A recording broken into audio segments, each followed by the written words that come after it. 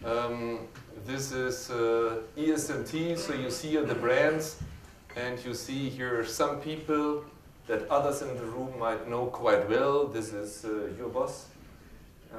This is there's Bosch. This is your boss. So you see here the big German companies. By the way, we have the first non-German company as a part. And of course, this is strongly discussed. You find here Gazprom. Oh, the Russians. We had a lot of discussions about this, that ESMT, the first non-German owner, in the end, these are our owners. By the way, the influence is rather small because we are a scientific organization, and in Germany, it's not allowed to interfere in any scientific organization if you're the owner. So in the end, the only thing what you expect is that we expect that you give the money. And then we send you home. And it should be an honor to give the money to a scientific organization, hopefully. I think, Bülent, you had a second slide. Yeah, this is a second slide that, by the way, let me give you there a little bit insight why they have founded the school. In the end, the school was founded of these gentlemen, or those that have been in charge 12 years ago, because Germany understands itself as a country that is important in science and in education. We are very proud that we have universities in Heidelberg and medicine, and they became quite famous. And then you would see that if you take it as an indicator of success financial times ranking, that you might discuss about it, but then you would see that with regard to management, amongst the top 100 schools in the world, no German was, which was a little bit frustrating experience. So this was in the end the background why CEO said maybe the German system, which is university-wise, strongly driven by public universities, are not able to go into this more elite area. So let's start a private business school. And at least I would not say that we have been successful, but we have not done too bad. This is here the Financial Times ranking last year from executive education, and I'm so happy about it. This is probably the last time that I'm able to show this, because next month we'll have a new ranking. I don't care about the position, but what I love is that we are between Stanford and MIT. I love this position. However, be aware that we are far away from those guys. They have much more history. They are much bigger also with the funds.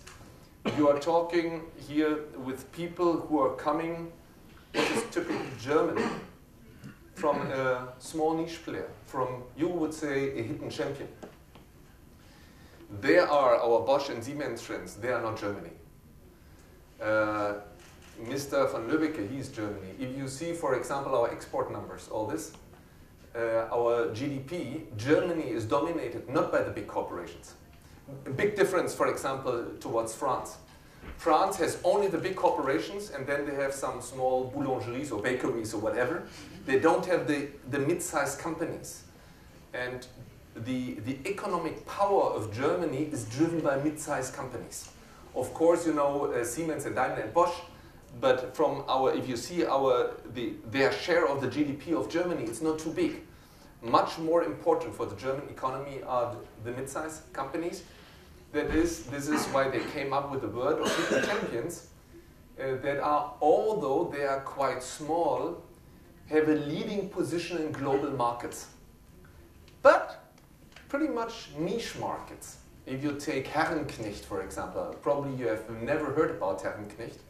This is why we call them hidden champion. They are quite hidden, nobody knows them. But if you would like to build a tunnel, you need a Herrenknecht machine, at least if the tunnel is complicated. They are clearly #1 in the world in tunnel machines. So we have many of those kind of companies that are not well known. However, in specific niches, they are #1 in the world. And this is also how we understand ESMT. So we have a faculty of 32 people. And by the way, from 17 different nations. We are not too German. So for example, Joe is one of our faculty members, and he's coming from Ireland. so 32 people from 17 different nations. But when we started the school, we checked this with Chicago. Chicago has only in the finance department more professors than we have professors. So if you see the big schools, and you find the others here on the list, we are a very small niche player, but in this niche, maybe we are not too bad. Yeah, so this is the philosophy, and I talk about this because this has also to do something with the German economy, that we have this small institution that are in a specific niche, quite well positioned in the global market. So let's talk a little bit about the global market, and before I will talk about this, I don't need this anymore. Before I talk about this innovative business models and Internet of Things and all this, let me make you familiar a little bit with the challenges of the German companies, and this is due to the global developments, what is going on. And let me start with a concrete case here to show you a little bit that those gentlemen here from my Bosch and Siemens guys, they're not in the most easiest position. Let me give you one example about a company called CPMC. I know them a little bit. I was not aware. Have you said that I'm somehow linked there in China? Or? No. Okay, so I have the honor and pleasure to be there, the Dean of the Executive Education at ESMT, but I have also a professorship at University of Virginia in the States and at Jiao Tong University in Shanghai. So I know a little bit about China, and even as one of our alumni are in the room, they know that I have a little bit the tendency to look to China if I talk about Germany. So let me give you here a concrete example about what is going on in the German economy, starting from the perspective of a Chinese company. So there's this gentleman, he is called Mr. Guan, and this is 92, and he starts to enter a market, and this is a market for container cranes for harbors. So Istanbul has a harbor, the ships are coming, most of the goods today are packed into containers, you have to take the containers out. This was a market dominated by Western companies, Western Europe and the States. In Western Europe you might know the company Liebherr. In the States this is Terex, yeah? A big corporation which is also in this business. So Mr. Guan decided, I would like to enter this, this market. By the way, quite interesting, you could, today even, you could buy shares of CPMC, however, majority is with the government, which is a very typical Chinese approach, that you put the companies under the pressure of the capital markets, however, other corporations are not able to buy them because 51% is under government control. But you put them under the pressure of capital markets, so they have to publish balance sheets and all this.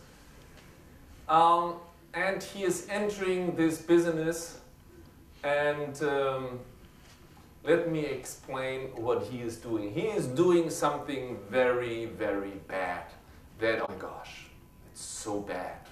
They copy, they don't respect intellectual property. And sometimes our friends from Germany, they forget that copying was, this was something that made Germany big. Yeah? So you might know this Made in Germany slogan, which was introduced by England, because this was 1876, because first Prussia, which later became Germany, had a cost advantage. We didn't have many people there. This was, by the way, a country based on immigration, because nobody lived in Berlin, for example, a very young town, especially when I'm here in Istanbul. You guys, you have history. We don't have history. If you think about history in Germany, you talk about all these areas where the Romans have been. Berlin, the Romans couldn't enter, so there was no culture. Yeah, this is, I always compare Berlin with New York or something like this. We have a history of 300 years. And then we are very proud if we find a stone that is 300 years old, where everybody in other towns would say, take the rubbish away here. Yeah? So this was a country quite empty. So the king decided, first we need people, so let's do immigration, especially those who were discriminated by the religion. He accepted, he brought in, still today we have one of the biggest Jewish communities in Berlin. And then he said, okay, let's start to work, but the know-how is very low, so we have to copy. Where's the future of technology? This was 1800 something in England. Okay, let's go to England and let's copy. So we still have drawings of Mr. Schinkel, who is a very famous architect in Prussia. He was sent by the Prussian king to England to copy machines.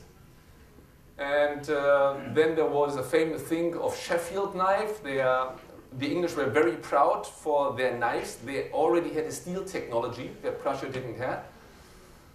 So Prussia, they only had the technology to work with iron, no steel. So they took the Sheffield knives and they even printed on the Sheffield knives the word Sheffield knives, and then they exported this to UK, to England. And that was very annoying for the English because they took the knives and they broke because quality was lousy. So they said, a very interesting discussion in these days, what do you do now as a government? And once I've done a little bit of research about what was going on in the English Parliament, how do you deal with this? And there's an interesting discussion in the English Parliament to say, we will not introduce sanctions. Because sanction is always a lose-lose game.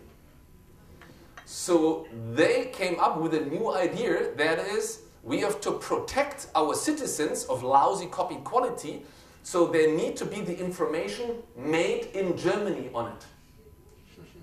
This is when it came up with made in Germany. What has Germany done in those years when the English Parliament discussed how to react? By the way, they discussed for 12 years. You know, Western democracy is not very efficient at all this. 12 years discussion, then decision. And during this period, you can see that Prussia has invested heavily in two things: education and R&D, so research and development.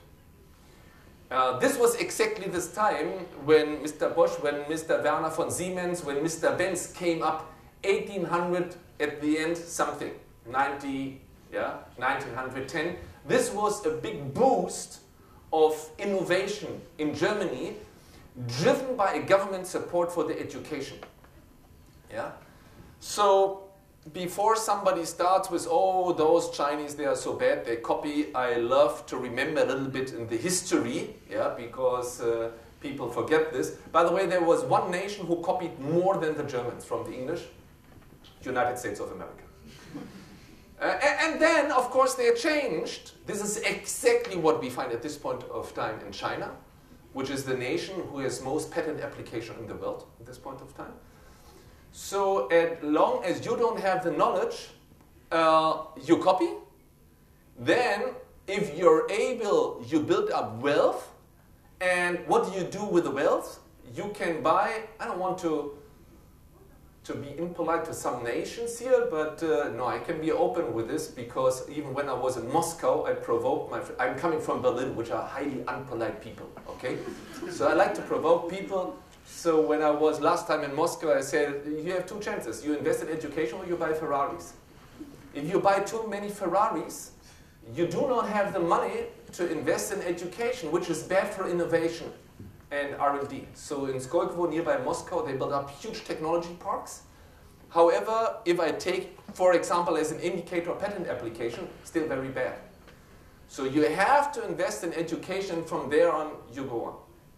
So, and then the United States has done the same, like Prussia, like Germany, to invest a lot in education. And they become better and better. And if you become better and better, now you start with IP. You say, no, copy is not okay. As long as you are poor, copy is okay. If you got smarter, you say, no, copy is not okay. Always the same in the world. At this point of time, you can sue in China people that would copy. It just starts now. Yeah? Because now they have their own intellectual property. And then you said, no, copy is not fine. Let me tell you a little bit the story, what was very hard for our Western companies. This guy starts, and He entered the market by copying spare parts. Why would he do so? And I don't want to blame you guys too much. But let me know, they are from the big corporations, so let's give them a hard time. So if I ask you as Siemens, where do you get most money if you sell, let's say, any product that you have? Let's take steam turbines. Let's take gas turbines. Where's the money? If you sell the product or if you sell the spare parts? The service. Yes, the service. This is where the profit is really big, isn't it? Right. Yeah. By the way, headquarter doesn't like it because he makes the after-sales service as a local company. Yeah. The service has to be close to the customer. Yeah. You cannot do this from the headquarter. Usually, this is a regional thing, and this is where the margins are. This is in most industrial companies that I know from the Western world. So I know North American companies quite well and Europeans. This is their business model. They give you, if I take elevator, 4 big corporations in the world having 80% market share in the world. This is Otis, which is United Technology from the States, which is Schindler, ThyssenKrupp, and Kona, Finnish. So this is their business model. You got an elevator for free, more or less, full cost plus a little bit profitability. And then the whole profitability is with after-sales service, with spare parts. One figure maybe, if most of you have cars, sometimes you love the German ones, so the premium cars. If you buy a Mercedes S-Class full assembled, okay, you go to the shop, you buy a Mercedes S-Class, or you go to my after-sales service friends, you go to the repair shop and you would buy all the spare parts and you assemble the whole Mercedes S-Class in your apartment. What is more expensive? Second one. But the interesting question is, how much? And I take an example, Mercedes S-Class, start of last year now, 14 months ago in China. If you buy a Mercedes S-Class in Beijing in the store or in the repair shop, what is the difference? 10 times. 10 times. Which is, my friend, robbery, okay? I call this robbery. Yeah? And it is, before I became a professor, I've done some other things, but once my most important business experience is that I worked 5 years at a discotheque as a waiter when I was a student. So I understand something about the drug business. And this is what the drug business is. You got the first drug for free. Next time you come again, could you give me this again? You start to get dependent. What do I do with pricing? It goes up. It goes up. The more dependent you are, and the higher your switching costs are. Because maybe other people will sell to you drugs, but your switching costs, because they can be policemen or whatever. So you bring the customer in the situation that the switching cost to switch the supplier is quite high. So this is exactly what you guys are doing. So you buy the gas turbine or you buy the elevator. Oh, you need a spare part. Now you have the customer is dependent. By the way, what is your weapon if somebody would buy copied spare parts? You lose guarantee. Yeah? This is why because this is how this guy entered the market. He sold spare parts only, but he has not started in the harbor of Hamburg or the harbor of New York. Why? Because if you would buy a copied spare part, you would lose guarantee for the container crane. This is usually the weapon of the Western companies to say you have to buy my spare parts.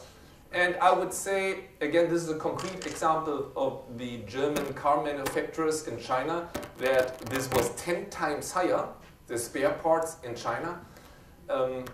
Margins are higher than in the drug business, to make this clear. You cannot make with drugs as much money as with this, if this is 10 times higher. That's cool. Interesting enough, which is a big challenge, the first challenge is that people are coming and they are copying. Of course, the harbor of Hamburg is not buying, but the harbor in Kuala Lumpur is buying. Because if you tell them, then you lose guarantee. They don't care. So we have customers in the emerging countries that don't follow this approach. Second big risk, what I see here, with all those who have the highest margin in after-sales services, they have a look to China. China said, you just stop it now. The government. So the regulator came in and they just said, my dear friends, this is robbery, we stop it. And let's say Daimler and BMW, also Toyota by the way, they followed the wisdom of the Communist Party of China to take down their spare part prices. This is at this point of time 3 times more than if you would buy a new car. However, if there's the whole profitability, that's a big challenge. Because usually you use the spare parts to subsidize your product business. And if they take away margins of the spare part business, where's the money coming from now? And I would say this is, of course, China has a lot of power because also in cars, they are now the market #1 in the world. So they could, if Mercedes would not have followed the advice of the Communist Party, they would say, would you like to sell any more Mercedes in China? By the way, what is the biggest car market in the world? USA? No, China. So we block you, you're out, and etc. would leave the job tomorrow. Without the Chinese market, Mercedes goes down. So of course they have a lot of power, while like say if the president of Belgium would do this, Mr. Zetsche, who's the CEO of Daimler, would have to look where Belgium is. Nobody cares. So of course they do not have power. This is why, from the political standpoint at this point of time, countries, regions would like to be bigger, to be more powerful. We try in Europe this a little bit to bring this together, not very successfully, I have to confess.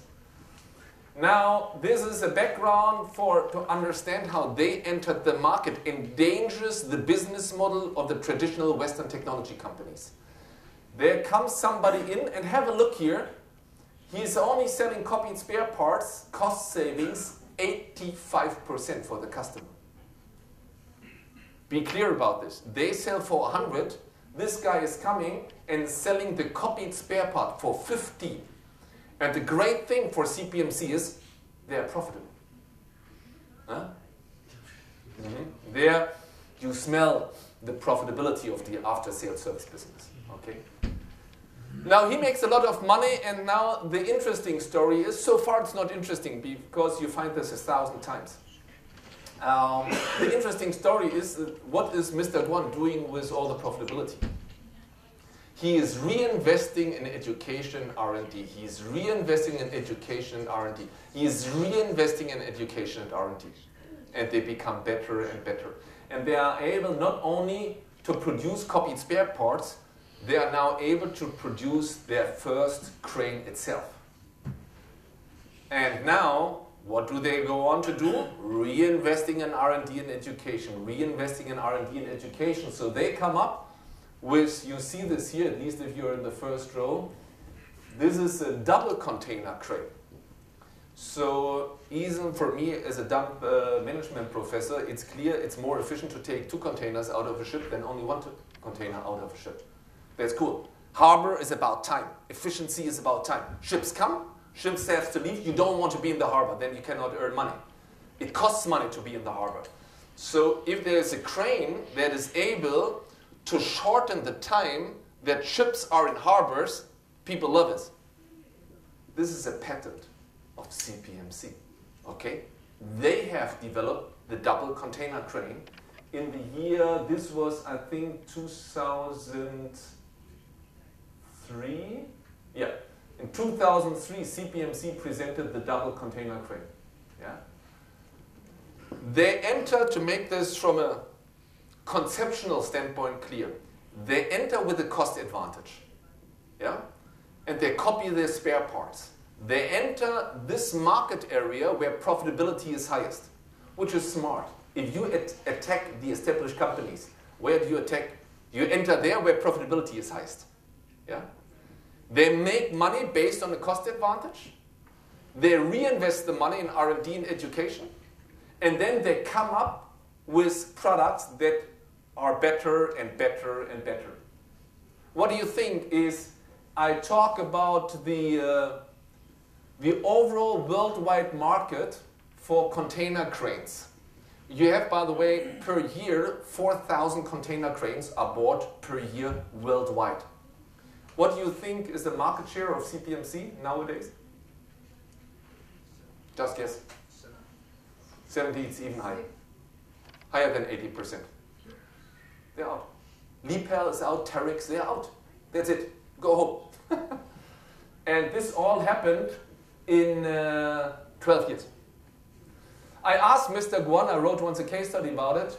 Please, what is your strategy? I'm a professor for strategy. So I asked, what is your strategy? And he gave me a sentence. I asked him, am I allowed to show this publicly? He said, that's fine with me.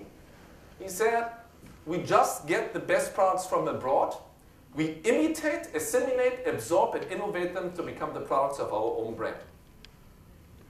Cool approach, clear statement. Important for the established companies to understand the strategy of the competitors. And again, I started with an example to say what are the challenges of German companies.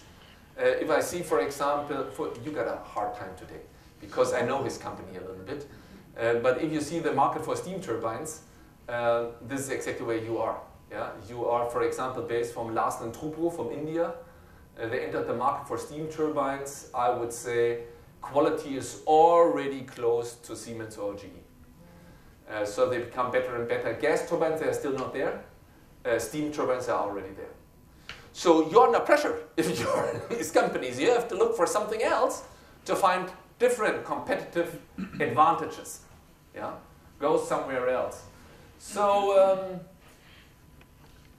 what they have done, by the way, is that they entered now different markets. They built oil platforms. They built the bridges. If you have been in San Francisco, you might know the Golden Gate Bridge, but bigger is the so-called Bay Bridge. The Bay Bridge is built by CPMC those days because this has to be completely renewed.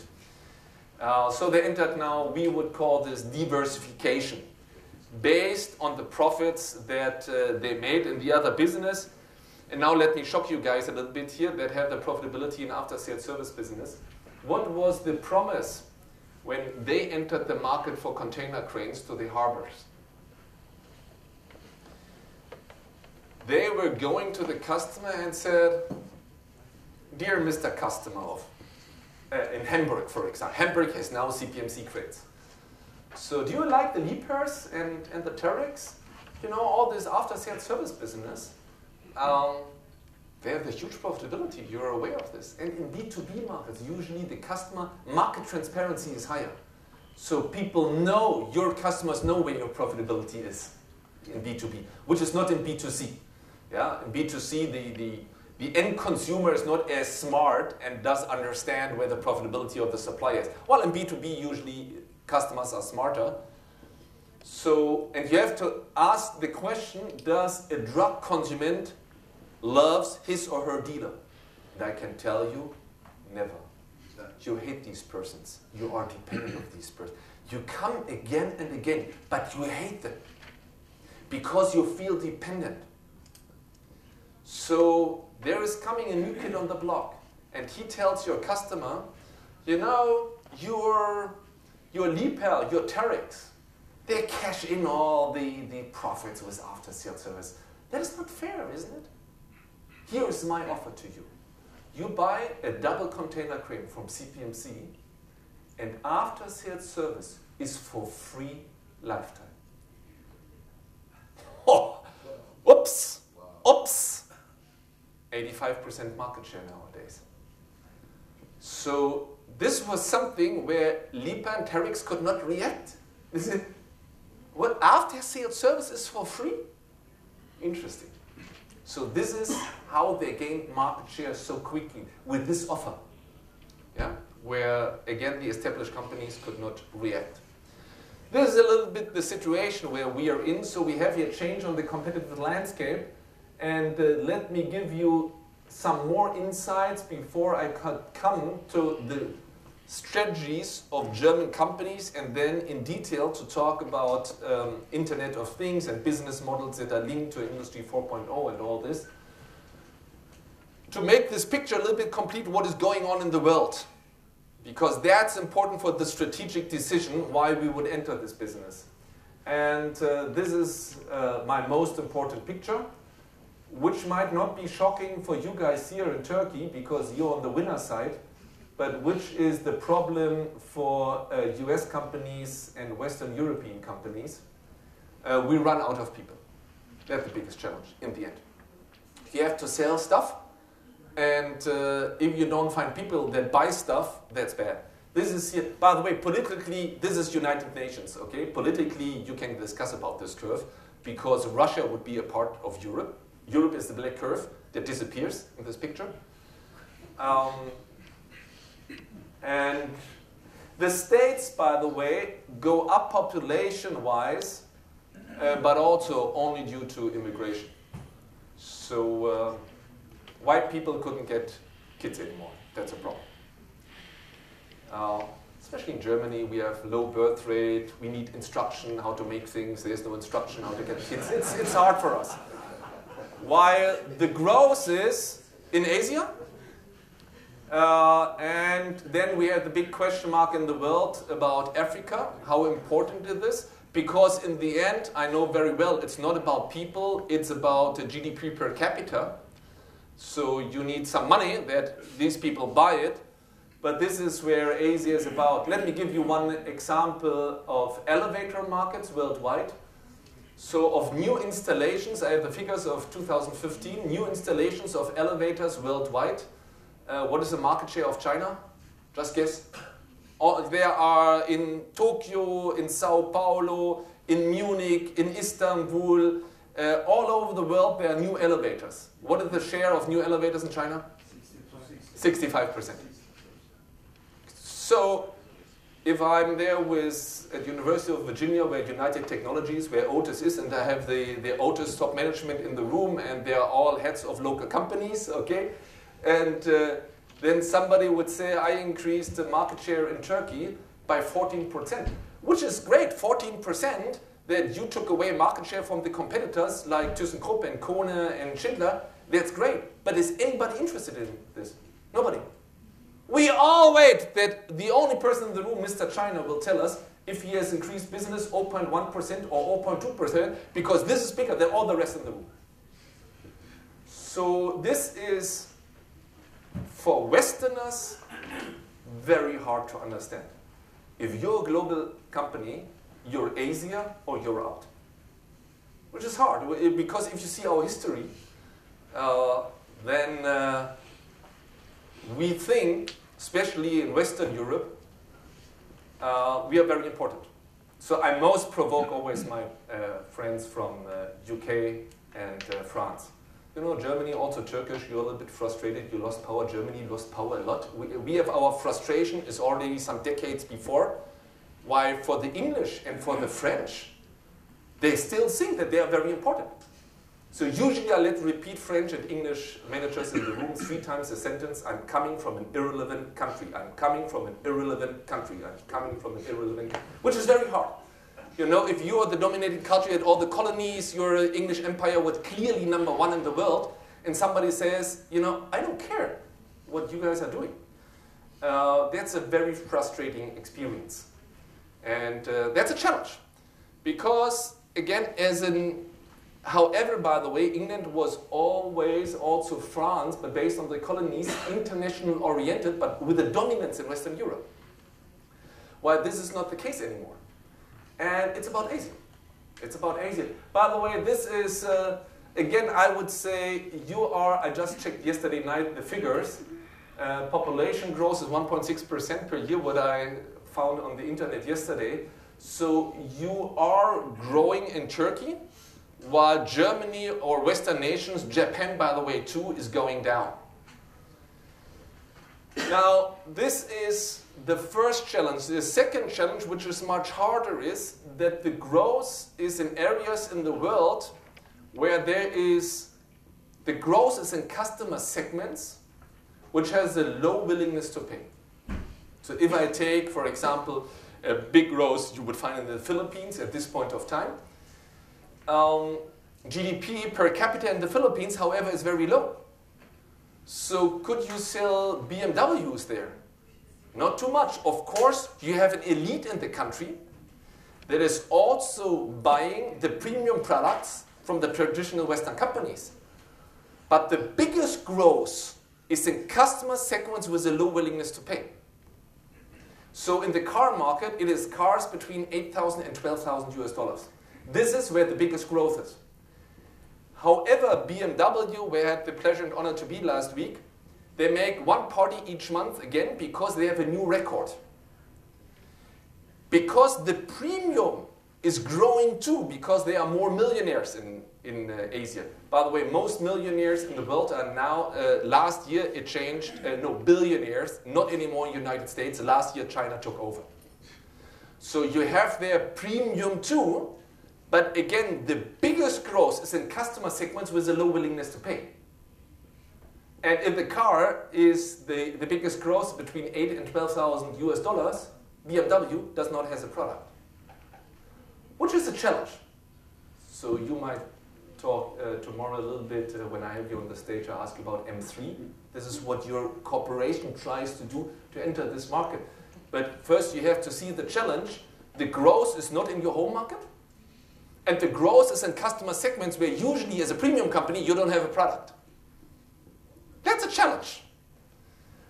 Now, the other thing is that those customer segments with a low willingness to pay, and I would say this is even from the GDP per capita lower than Turkey. Turkey is also, if I check your GDP, it's more or less than half in Germany, a little bit lower. But however, your growth is not too important compared to Asia. And in the Philippines, if I see the market, GDP per capita is even lower than in Turkey. So what are the products if you would like to sell in the Philippines to the majority of people? Yeah? You might not have the right product. Interesting opportunity, by the way, for Turkish companies to enter these markets. Your technology might be closer there. But the second challenge, that you don't have the right products in those segments that have the highest growth rates. The second challenge is coming, that those segments are addressed by new competitors from the regional markets. So new Philippines companies are entering the market to fulfill the demand for those customer segments that have the highest growth. Yeah? I have to apologize again that I have another, this is another example from China. This is only to entertain you a little bit. I was talking about elevators. We can also talk about trains that Siemens is also producing. This is subways. Yeah, this was when I was in Shanghai the first time. Subway, 2006, 2002, 2006, 2011, 2020. Maybe you remember those small towns here. They are called New York, 360 kilometers. They go with 970. So if you sell subways at this point of time, yes, you can sell one train to New York or to Munich. But this is not where the market is. If you're a global supply, you're in Asia or you're not a global supply, because this is where the biggest growth of demand is. Yeah? Now again, the big challenge is that those segments with a low willingness to pay are addressed by regional players, new companies that come up. I have here my example from BMW. Interesting enough to discuss this with the managers here. I think you are target group, by the way, as far as I see you. What is the price here? What do you... If you don't know, then I have to start to be very unpolite, then you are too old for this customer segment. Because I know these guys, what they have as a target group. Yeah? So, but high social class, more female than male, yeah? And quite young, they go for Mini Cooper. In Euro, it starts with 24,000, okay? Going up to 30, 36 and so on. They have the high prices because Bosch is earning so much money with them.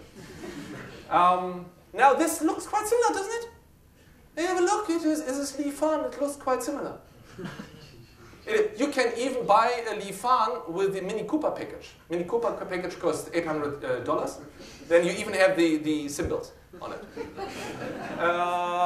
It goes for 8,000. 1/3. 1/3 of the price. again, the biggest growth is in customer segments with a low willingness to pay. BMW can make one party after the next that they sell more Mini Cooper in China. You could also say you lose market share each day. Each day BMW is losing market share because the growth in those segments that are low price is higher than in the segments of the premium. That's a big challenge. Yeah? So BMW does not have a product for 8,000. So new regional companies would come in and would cover those growth segments.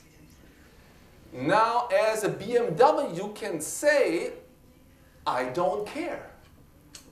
Because if I see this lady here, she would never buy a Leaf Farm. It's a different customer segment.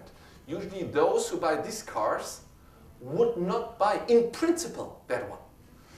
You would feel ashamed if you buy a Leaf Farm.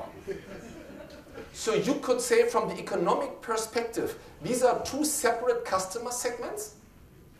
I have one record after the next. I don't care if Leaf Farm sells for 8,000 because I'm profitable however. But what is the problem? This is why I have shown you the CPMC example. They become better and better. What do they do with the money? Of 100 new suppliers, 99 will disappear. But one has understood how to earn money and is not buying Ferraris, but is investing in R&D and education. And now, two ways, they produce cars that are, so they are able to develop cars that are as good as BMWs, or they make so much money, they just buy premium. If you have a Volvo, anybody with a Volvo, you have a Chinese car. It's Geely. If you have a Jaguar, you have an Indian car, you're buying Indian cars. Tata, duh. And it was, for Tata, it was a tip to buy Jaguar. It was very cheap. If you see this from the capital market perspective, okay? Not very expensive. So you enter premium like CPMC developing, or you just buy. And then markets are changing, and again, this is for my German friends here, very hard. I give you 2-3 examples what has happened in the world here. This is a truck market. This is 99, Daimler Chrysler, number 1, Fiat, Italian Packard is US, Navistar is US, top 5. This is 10 years later. So among the top 5, only one Western company anymore. Dongfeng is the number 1 in the world now with trucks. We are talking revenue, not only units. Yeah. I'm driving nuts always, my friends from Mercedes, with this slide because they said this is untrue, it's a lie, which is fine because they have done the oldest trick in the world. For me, if you are, by the way, maybe you have shareholders who expect from you to be the number 1 in the market. Very famous from owners because Jack Welch, old CEO from GE, he once wrote a book and then there was simple US formulas, be number 1, be number 2 or leave the market. So I ask you as the owner, what is the position of your corporation? You have to be a market leader. Now, 2 ways to become a market leader. You become better or you change the definition of your market. So I always say, ESMT is the worldwide global leader in strategy programs for senior executives in German language. Okay? So you make the market smaller to become the number 1. And this is what Daimler has done now. Daimler is still the number 1 if you take trucks bigger than 16 tons. Because the growth here is with trucks that are much smaller. Yeah? This is especially India is 3.5 tons, a big one. This is also in China. So of course you can be again number 1 if you change the definition of the market. And then wonderful, Daimler is number 1. But overall they lost the leading position worldwide, I would say. Still being top in the premium segment, but from the overall truck markets, I would question if they are still number 1. We have some others only to make Siemens here a little bit nervous. This was, I was once at Siemens. when I was with Siemens, we were still #1. Then I left, and now Siemens is not #1. This is trains. When I was with Siemens, there were only 3 train companies in high speed. This was Bombardier, Alstom, Siemens. This was for decades. Yeah? And then the Chinese came up, and this was then also 10 years later they were leading. If Mexico is buying high-speed trains, I know that who's leading Russia? Mr. Müller from, he also struggling a lot with this. Of course, they entered the market, by the way, the bad Chinese, by copying. They copied a lot of Siemens technology. And of course, they only were able to enter the market because this is where the high-speed trains are built, where is the demand for high-speed trains in China. In Germany, we don't build too much high-speed trains, for the Czechs. If you see China, what the network of high-speed trains has grown, this is similar to the elevator industry, where everything is in China. Yes, there's also in Mexico one train with a high-speed now, but they were growing with their own country. And of course, with government regulations who pushed the Westerns to share technology and to support national companies to get the knowledge, but now they are there, and if I'm Mexico and I buy a high-speed train, I ask now CRRC, because they were #1 and #2, and even those two have merged now in the train technology. So there are many other examples. This is also TV, by the way, where Germany was once leading and lost the position. By the way, this is something that has happened also strongly in Turkey. You're a big TV producer, what I learned, and Germany almost lost completely their position. I think we still have one brand that has lower than 0.1% of the global market share. So they were out, and this is where the patents have been. Some other examples. Yeah, here to show again, make this clear, the challenge of my friends here from Siemens. This is an interesting part here of the slide about profitability. So, what is your profitability of Siemens? By the way, they had a record. They are very proud on this. So profitability now, last fiscal year was not too bad. But what is your margin? A good 2 digits all the time. Okay. This is here a slide BCG. It's a little bit old. However, I like this a lot. What they have done, they took the global peers. This would be Alstom, Siemens, GE, all this. Had a look at the profitability. And then they checked, which is a little bit unfair, the global challengers. I said 100 companies challenge you, but 99 will disappear. Only one will survive. They only took the one that survived, which is a little bit unfair.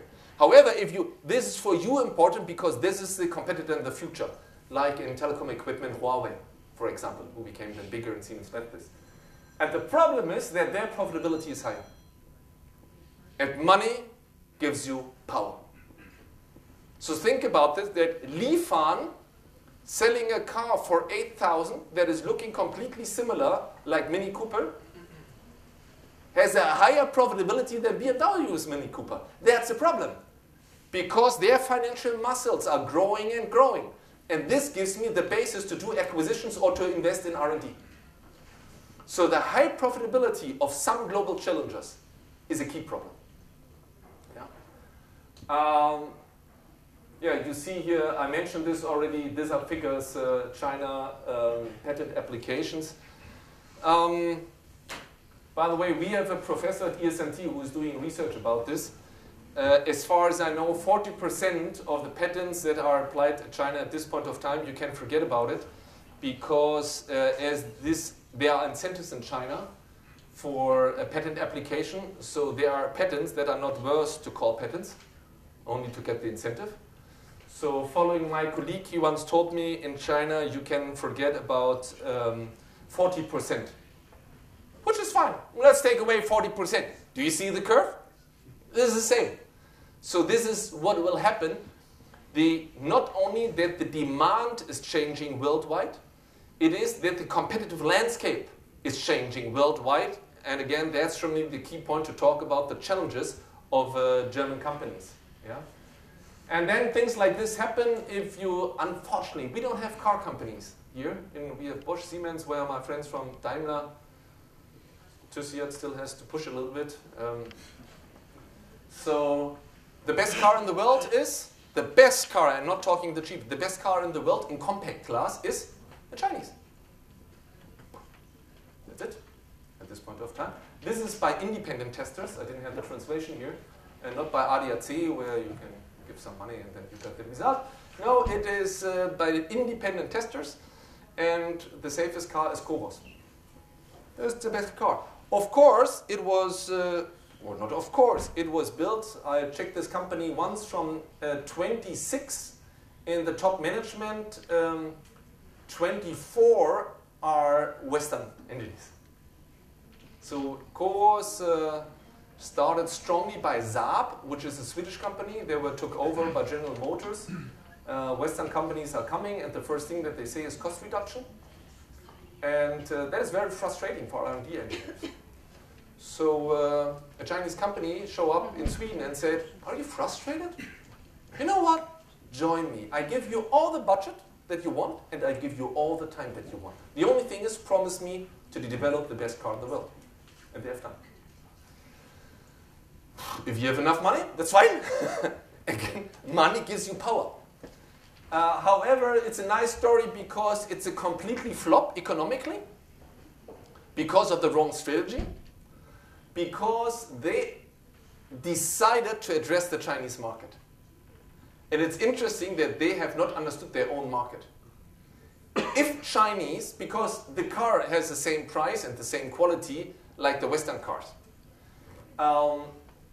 If I buy a car for 30,000, again, then she buys a BMW Mini Cooper. You would not buy Li Fan if you're Chinese, even if the car is better. You don't like this because then, if you have the money, you go for brands. So the protection in the premium market is the brand. They address the Chinese market, and the Chinese market is strongly brand related. Much less in Germany, by the way. You know, Germans, I'm a discriminated person because I'm not an engineer. Bülent, of course, is an engineer from Lübeck. They are all engineers. You are also probably an engineer. Of course, you have to be an engineer. So I'm only a management person. But so they believe in technology. If this is a good car, brand is not too important.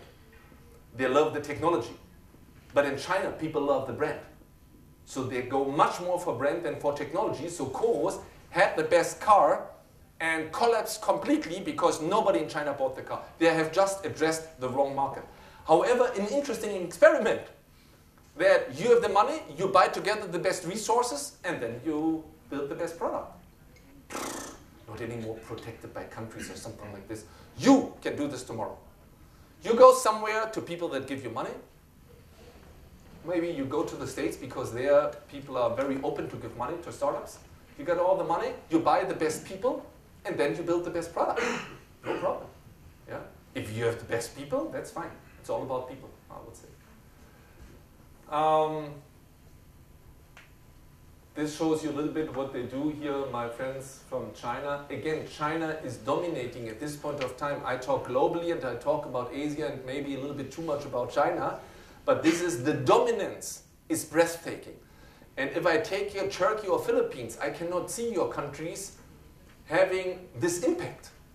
This is here the M&As. You see here China's M&As. This is when the party decided to do M&As worldwide.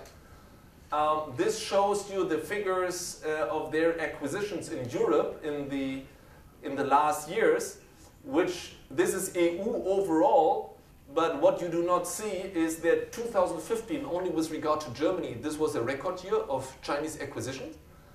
And in the last year, 2016, they increased the investments in Germany 11 times. 11 times. Which was by acquisition as KUKA, for example. So this is a completely change of the competitive landscape. If you have the money, you can buy. You can buy people or companies. Money gives you the power. Okay. Yeah, this is, again, let me go back. The first two trends that are a challenge is, I would like to talk about is the biggest growth in the world is in market segments with a low willingness to pay. Second, new competitors entering the market, usually first addressing those low segments, but some of them having the power to enter premium soon, by acquisition or by R&D. So second challenge is the complete change of the competitive landscape that we have at this point of time. High-speed trains, telecom equipment, name it, whatever you want. Yeah? This is a second key challenge. And the third key challenge, here now I go a little bit more to what you expect, but to explain this as a trend is quite boring. It's all about data. The future is data. This is changing also the competitive landscape and the demand. Yeah? The biggest driver, what I see this, how we see this at this point of time, is not that data is that you all know that we all have smartphones and all this. This is now we start to enter Industry 4.0. The biggest growth in communication is between machine and machine, or between product and machine. Yeah? I would say most of you here in the room are quite familiar, but again, let me, for those who are not too much, let me explain this, how my friends here of our Bosch, if they sell their stuff, would explain this to you, what you can do at this point of time. Products are managing machines. I bring in a product, a little RFID chip. So the product tells the machine how the product would like to be produced. Usually the machine dominates the product. At this point of time, we change this, and then you could bring as machines are interconnected, they can optimize the production processes by always optimizing their capacity. Yeah? So machines talk to each other and products talk to machines. And then the big world of Bosch is that this all is then automized, and Siemens is more than willing. You're a digital factory, or? Amberg, that you can simulate all the production before completely by a software. So you build a new brewery, let's say. So they will tell you, well, they sell you all the sensors that the machines know from each other and can talk to each other, and they sell you the communication system and the simulation system to say how your whole production process will work. And then I give in a variable and said, to produce the beer, I change now water quality, and the system will tell you what will be the effect on this, based on managing this huge data. Yeah? So machine to product and machine to machine communication is the third big trend, which might be also a challenge, but of course you're here to tell us that this is an opportunity. But of course it's also a challenge, it's a risk. Because if you're not in, you will disappear. This is clear. So traditional technology will disappear for the same reasons as with this population development. The first is that there is a demand of the customer that is switching. So if by building technology at this point of time, even as a consumer, and I expect that my heating system is automized. Yeah, and then you have the sensors that will check if somebody is at home or not, and this will be regulated and optimized. So the demand is shifting, but even more challenging for you, how I see this, is that the competitive landscape is shifting. Because what is going on is that software and hardware are coming together, and we'll see who will win the race. The software companies will say, this is our business. You know, I'm IBM, the whole energy grid is a software problem. So I'm IBM, I can optimize the energy flows in a country because more and more we go from centralized energy production from gas turbine to decentralized energy production like photovoltaic. So the efficiency of the networks, if you produce energy decentralized, is a key tool to be successful. And this is, in the end, there's some silly material, yeah, cables, whatever, to give the data, but in the end, this is software optimizing. This is intelligence. That will make this market happen. And IBM would say, we are the competent guys, and you are still allowed to produce some products and cables, and we make this happen. And Siemens would say, no, no, no, my friend, this is, you need the core product knowledge, and we built up the software competence to optimize the networks too. By the way, you see here, I think the second biggest software company in Germany, which is Siemens. SAP is #1, Siemens is 2, and I think you guys are 3. So they're all, and your competitor GE. Now Mr. Immelt even says GE is a software company with some hardware still. So it's all about this explosion of data, and that will go on in the future. And again, not only demand is changing, but also the competition. I have here one example, a quite popular one. Maybe you have heard about this. This was Nest. Nest is in the market also where my Siemens friends and my Bosch friends, this is where they have a competition. Both tell you, if you buy a building like this, we take care for the technology of the building, starting from air conditioning, heating, all this. So Nest came into the market. It was built up by engineers. They were coming from Apple. This is thermostat here that is regulating the temperature in the rooms. By the way, this is not Celsius, okay? This is Fahrenheit in the States. And by the way, the design is looking quite cool, yeah? Compared to my friends at Bosch and Siemens, this looks cooler, okay? And then they said these are intelligent thermostats, which is by our technical friends here. They laugh about this because, of course, this is for them not high-tech, this is not low-tech, this is no-tech. But Nest was able to sell this as high-tech. You see in the thermostat, for example, yeah, you can check if somebody is in the room or not, somebody is walking. If your apartment, nobody's at home, you can bring down temperature, you can save energy. Also, if you are sleeping, for human beings, usually they accept while sleeping a lower temperature in the room. So if my thermostat can check if somebody is moving in the room or not, this might influence energy consumption, which is very trivial to have a little sensor to check if somebody's walking in the room or not. It's not high-tech, but this is how they sold this.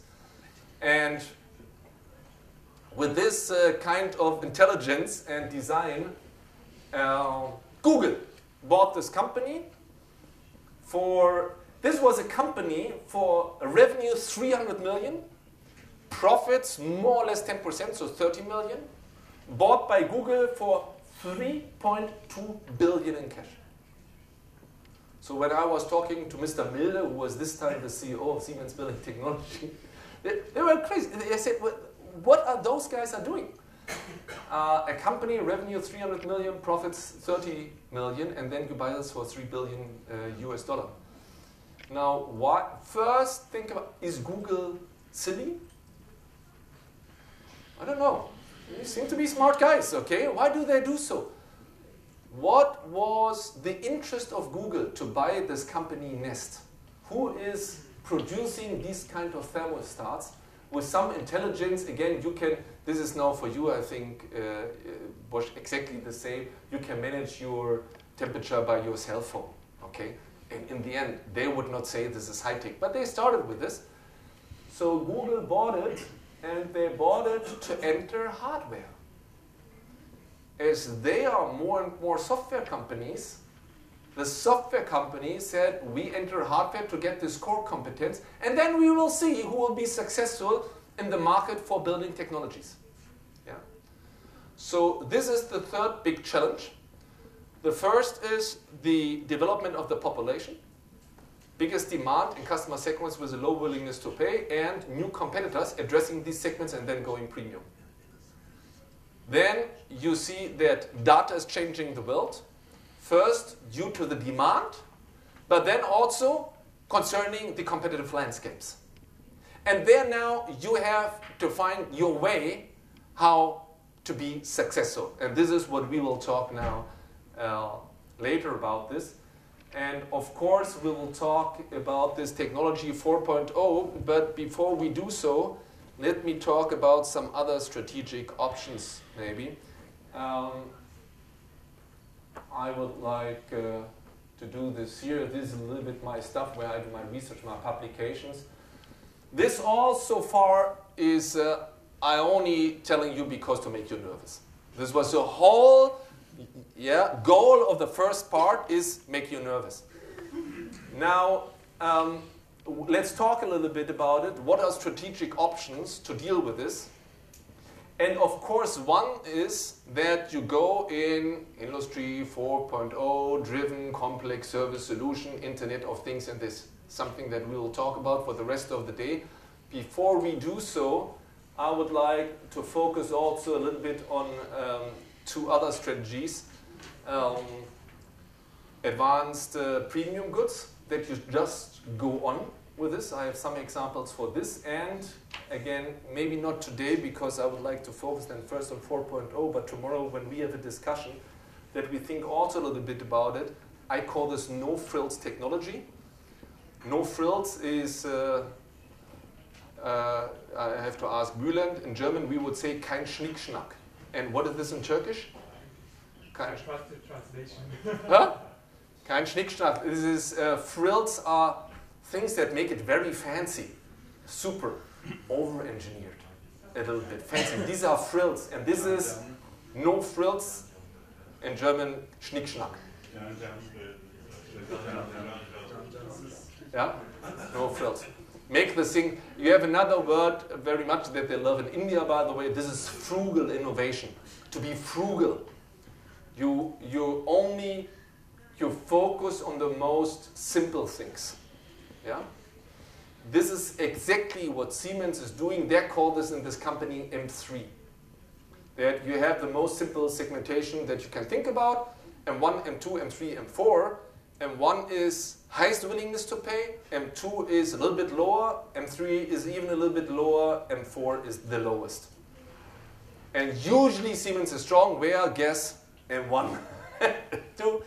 And then they have decided, this was Mr. Wucher Senior once, who decided, let's enter the M3 segments. Yeah? And maybe you can also share a little bit with us what you're doing. I would say that there's also demand for M3 in Turkey. I would say. Not too easy for a premium company to enter those lower market segments, but it is a strategic option, however. Yeah? There are also, and I give you after the break an example, companies that would say, I don't change anything. I'm coming from premium, from M1, and I just go on. I don't care. A little bit, I gave you an insight, is BMW, I would say. However, they might also go to complex service solutions, but they say, we have the best products, that's it, and we don't care. And Li Fan should come, whatever. We focus on premium. Yeah? So there's also an option to change nothing. But then you have to check the market if you will not lose ground.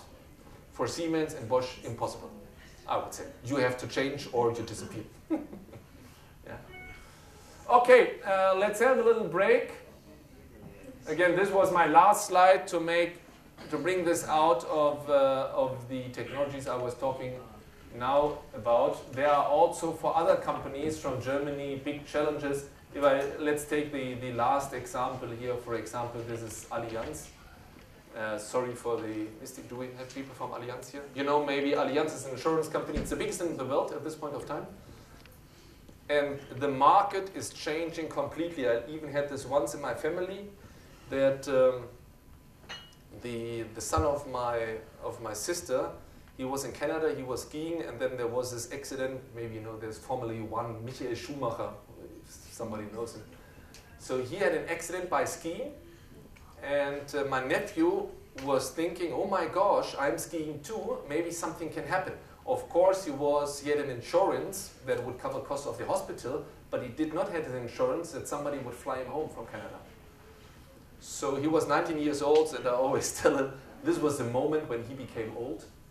He bought his first insurance. This is a typical transaction for old people. If you're young, you're still optimistic, you don't buy insurances.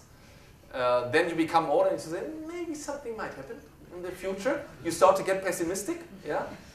And so he bought his first insurance, and how has he done it? By cell phone. He's in the lift. He's Googling, yeah, and then he buys an insurance. Allianz has 30,000 salespeople only in Germany. Try to sell Olaf Plötner insurances. With my nephew, you can send them home. For Google, it is, again, a tip to buy an insurance company. There's 1,000 insurance. The product itself is not, so this is a little bit statistic and you need some finance, but this is not, insurance corporations is not super brainy intelligent. Yeah? You get all the money, so we have a risk here in the room, you all give me money, and then I have to calculate your income and the risk that something may happen. So the key competence is not the knowledge. The key competence is the interface with the customer. And Allianz these days is just losing this key competitive advantage that they have contact to the customers.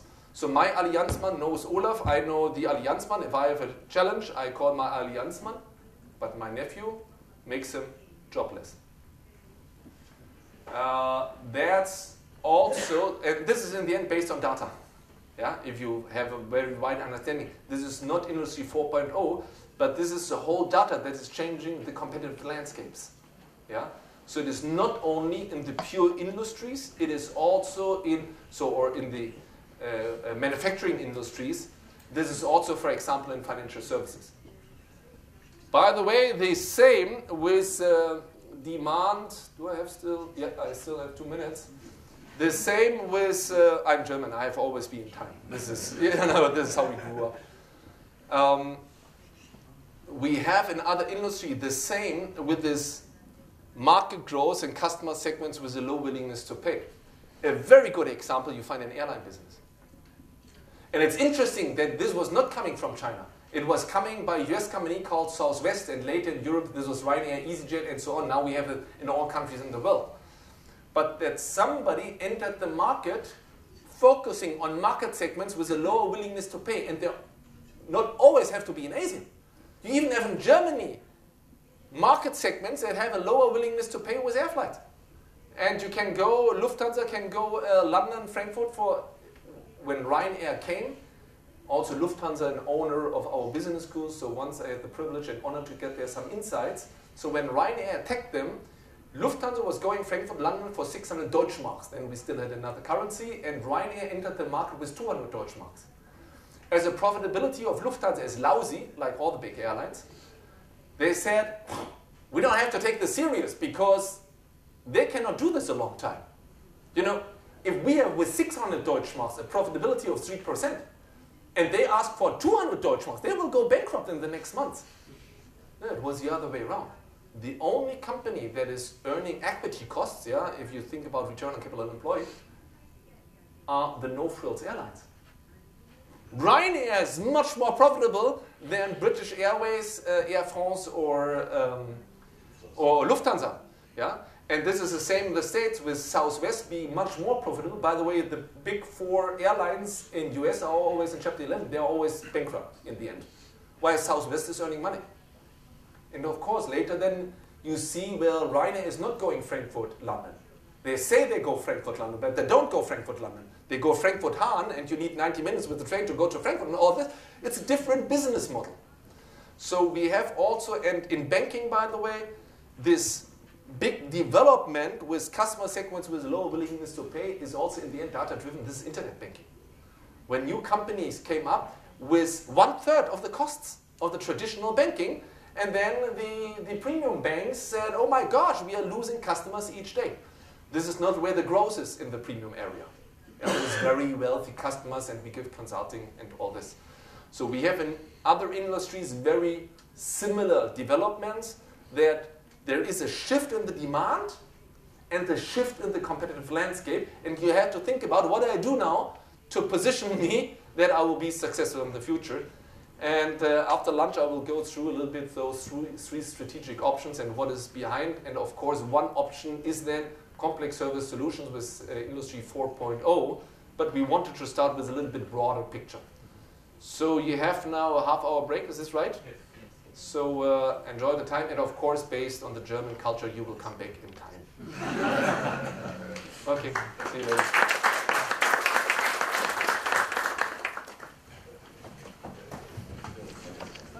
just changed some slides, and they're very flexible.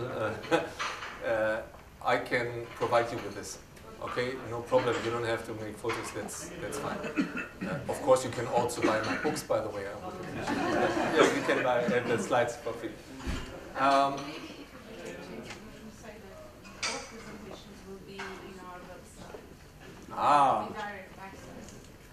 TÜSİAD, yeah, all presentations will be on the website, but I have to enter TÜSİAD webpage, and then you get all my data. Okay. Okay, no, that's cool. This is in the end my key slide so far. I say the world is big and dangerous. Okay. For those who are, and this is typical German, coming from advanced premium goods, you have three options. You just go on doing advanced premium goods. You go to those segments where the highest growth is, or you try to hide away in the end from the competition. You try to find your uniqueness to increase the scope of offering due to database management, and you go to what I call complex service solutions. This will be the focus I would like to talk about. But before I do so, let me start with the other two options to give you a little bit an insight about these no frills and advanced premium goods. Also, I think for Turkish companies, it would be interesting to get a little bit more insight about this strategy of entering advanced premium goods, so being the premium, where there might be a lot of profitability. First, I changed some slides because I had here a conversation about China that you would say, cost-wise, it is very hard to fight the Chinese competitors. This is what I understood. This will change, I tell you. This is why I was changing this only for you, but this is also might be interesting for the others. I show you here some figures about what is going on in the world, and here we are talking costs, we are talking manufacturing costs. Yeah. So to understand this slide, they took all costs, which is not only salary, it is also, by the way, a big driver. By the way, I'll show you already the next. Look here, this is labor. Electricity is very important. Energy for the manufacturing cost. So they take the manufacturing cost, and also they take out the inflation effects. Yeah, it's net. And they index United States in 2004 with 100 and in 2014 with 100. Of course, the costs have grown, but they take on the index both on 100. And based on this, they compare the other countries. I unfortunately don't have the numbers of Turkey, but here you see a little bit the challenge of Europe, Western Europe, and China. First, you see here, probably for you as an external person, a complete question mark with what is going on in Europe. So our costs compared to United States, which is of course in high-tech one key competitor, have so we have in Germany, we have already higher costs, which is normal, by the way, but our costs have grown even higher than in the States. Well, I said, guys, think about it. However, we are able to manage based on companies like Klaas, they can overcompensate the higher cost by quality in the end. Yeah? So the customer is willing to pay even more. Then it's fine if you have high costs, if you can get even higher prices, that's fine. But here you see the challenges that we have, especially in other European countries. So even for me as a German, I'm very often asked in this regard, because I'm in China, United States, what's about Europe? I lost any understanding what is going on in Italy or in France. This is in the dark. Especially with technology, they don't have the premium. We have some Italian machine makers, but they are not the most famous one. There is no more willingness to pay, with some very few exceptions from Italian products. But the costs are skyrocketing. So you lose ground, yeah, in a global competition. But this is a provocation for Western Europe, this slide, if we compare to the States. But even the more interesting figure here, which is the much bigger problem, is have a look on China. So China was coming from a cost advantage, and they are losing cost advantage each day. I told you that I have a professorship in China and in the States. The most expensive place for me to stay at this point of time is China. An apartment in Shanghai, where I'm there for some weeks, is much more expensive than in Berlin or in Washington. So they are losing completely their cost advantage. This is why they go in quality and innovation or they disappear. Because the cost advantage is fading away. Of course, in the Western provinces, you still have cost advantage, and this might be where manufacturing of white goods like Kaya is. There they still can realize cost advantages, but also there they are losing this. If somebody asks me, I'm manufacturing at this point of time, Olaf, what would be the countries to address? That might give you a little bit the insight. Yeah, you have here again China, 96 compared to the States, too expensive. You don't go there anymore. You might go, for example, this is not on here because this is volume of exports, and I think they are not in. But a big country at this point of time is Vietnam. That you build up the factories in Vietnam. It's quite close to the key markets where the biggest demand is. By the way, that is also a very interesting insight from my crane companies. This is how the world is running. CPMC, the company I introduced to you, producing these container cranes, they got attacked by Western companies based on cost advantage. Because the Western, they built up their new manufacturing sites in Vietnam. CPMC cannot change. They have their main manufacturing in Shanghai. And by the way, also with the government, they support the companies, but if you would say we close down Shanghai and we go now to Malaysia, Chinese government would interfere a little bit. Because too many workers, no unemployment possible. So what was their key advantage when they entered the market, the low cost? They lose. And also gained the Western, because the Westerns are more flexible to make other production spots everywhere. So where's BASF here? So BASF in Asia has more than 100 production sites in Asia all over, which is huge. So you do not depend on one country. You can say, Shanghai too expensive, I go to Vietnam, who cares? So that's a big challenge. And you see here some other countries. This is a big challenge for the States, yeah, that Mexico has still this more or less 10% lower. And by the way, very easy to enter. Another country growing at this point of time here, Indonesia, however, a little bit shaky also for Western companies with the religion. But this is where it is going at this point of time. Yeah? And China, not anymore. Fading out. I give them 10 more years and cost advantage has disappeared. Yeah? Then you're maybe in the very northwest. Yeah, Xinjiang. Yeah? But the rest disappear. All the coastal area, cost advantage, they disappear. Yeah. So, okay. Again, I would love to know where Turkey is here, but we don't have them on. But it would be quite interesting. And I apologize that I'm not too familiar with your country at this point of time. Do you got a lot of foreign direct investment? Mexico. Huh? Yeah, very similar with Mexico. Yeah? Okay. So you got foreign direct investments still? But let's say it depends on the stability, let's say the economical and political condition, it changes, it varies. Yeah. When it's more stable, that we have a lot. Yeah. Okay, cool. Let me first again go now back to this picture here, 3 options. I would like to talk a little bit about this, very shortly about this, and then we'll come to that one. So first, advanced premium goods. There are people, they do not have to change. This is the example I like most. It's a family-owned company. I don't know who knows this in the room. If you don't know them, you are not rich. Clear indicator. They are producing mega yachts. Lilson. This is a mega yacht. Starts, the smallest boat that you can buy there is 65 meters. Okay, these are the smallest one. It goes up to 180 meters. This is the King of Saudi Arabia who bought it. By the way, for our engineers, quite cool ship with 2 gas turbines, engine with 96,000 horsepower. Yeah, so there is a little anecdote. We have worldwide an issue there with Somalia. You might know there are some pirates.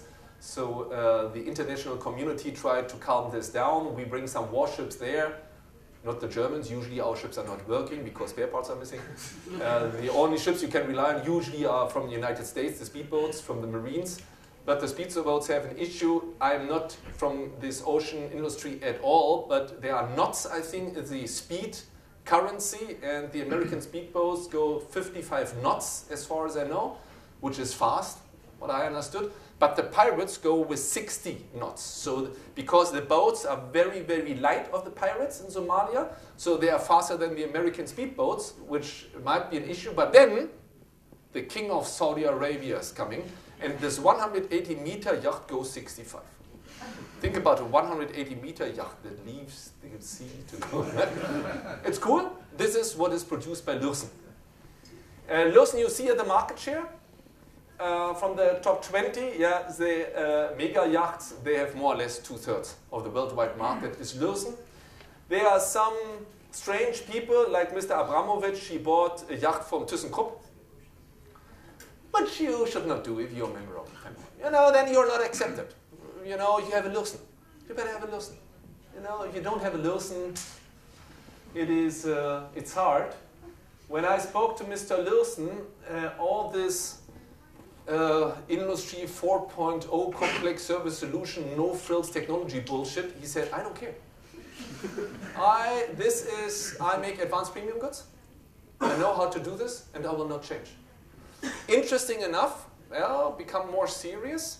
This is a family-owned company that is not under the pressure of the capital markets. Lürsen does not have to grow.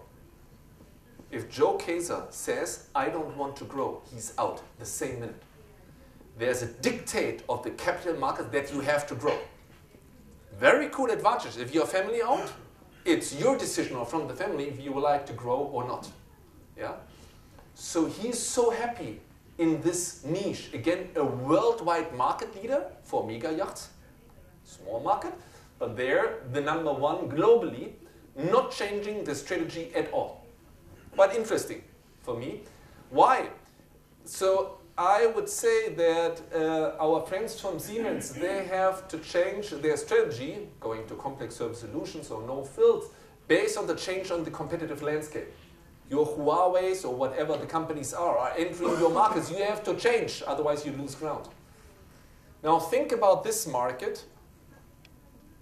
Does Mr. Lürsen has the threat that competitors will come into the market? Let's say we know how to produce these yachts and we do this now much cheaper in Istanbul, okay? And then we go to the king of Saudi Arabia and say, you can have the same yacht, but 20% less. Chance that he will buy? No. Zero. Zero. So in our language we would say, the barriers for market entry for competitors are very high. By the way, it's cool. This is a lot about premium products.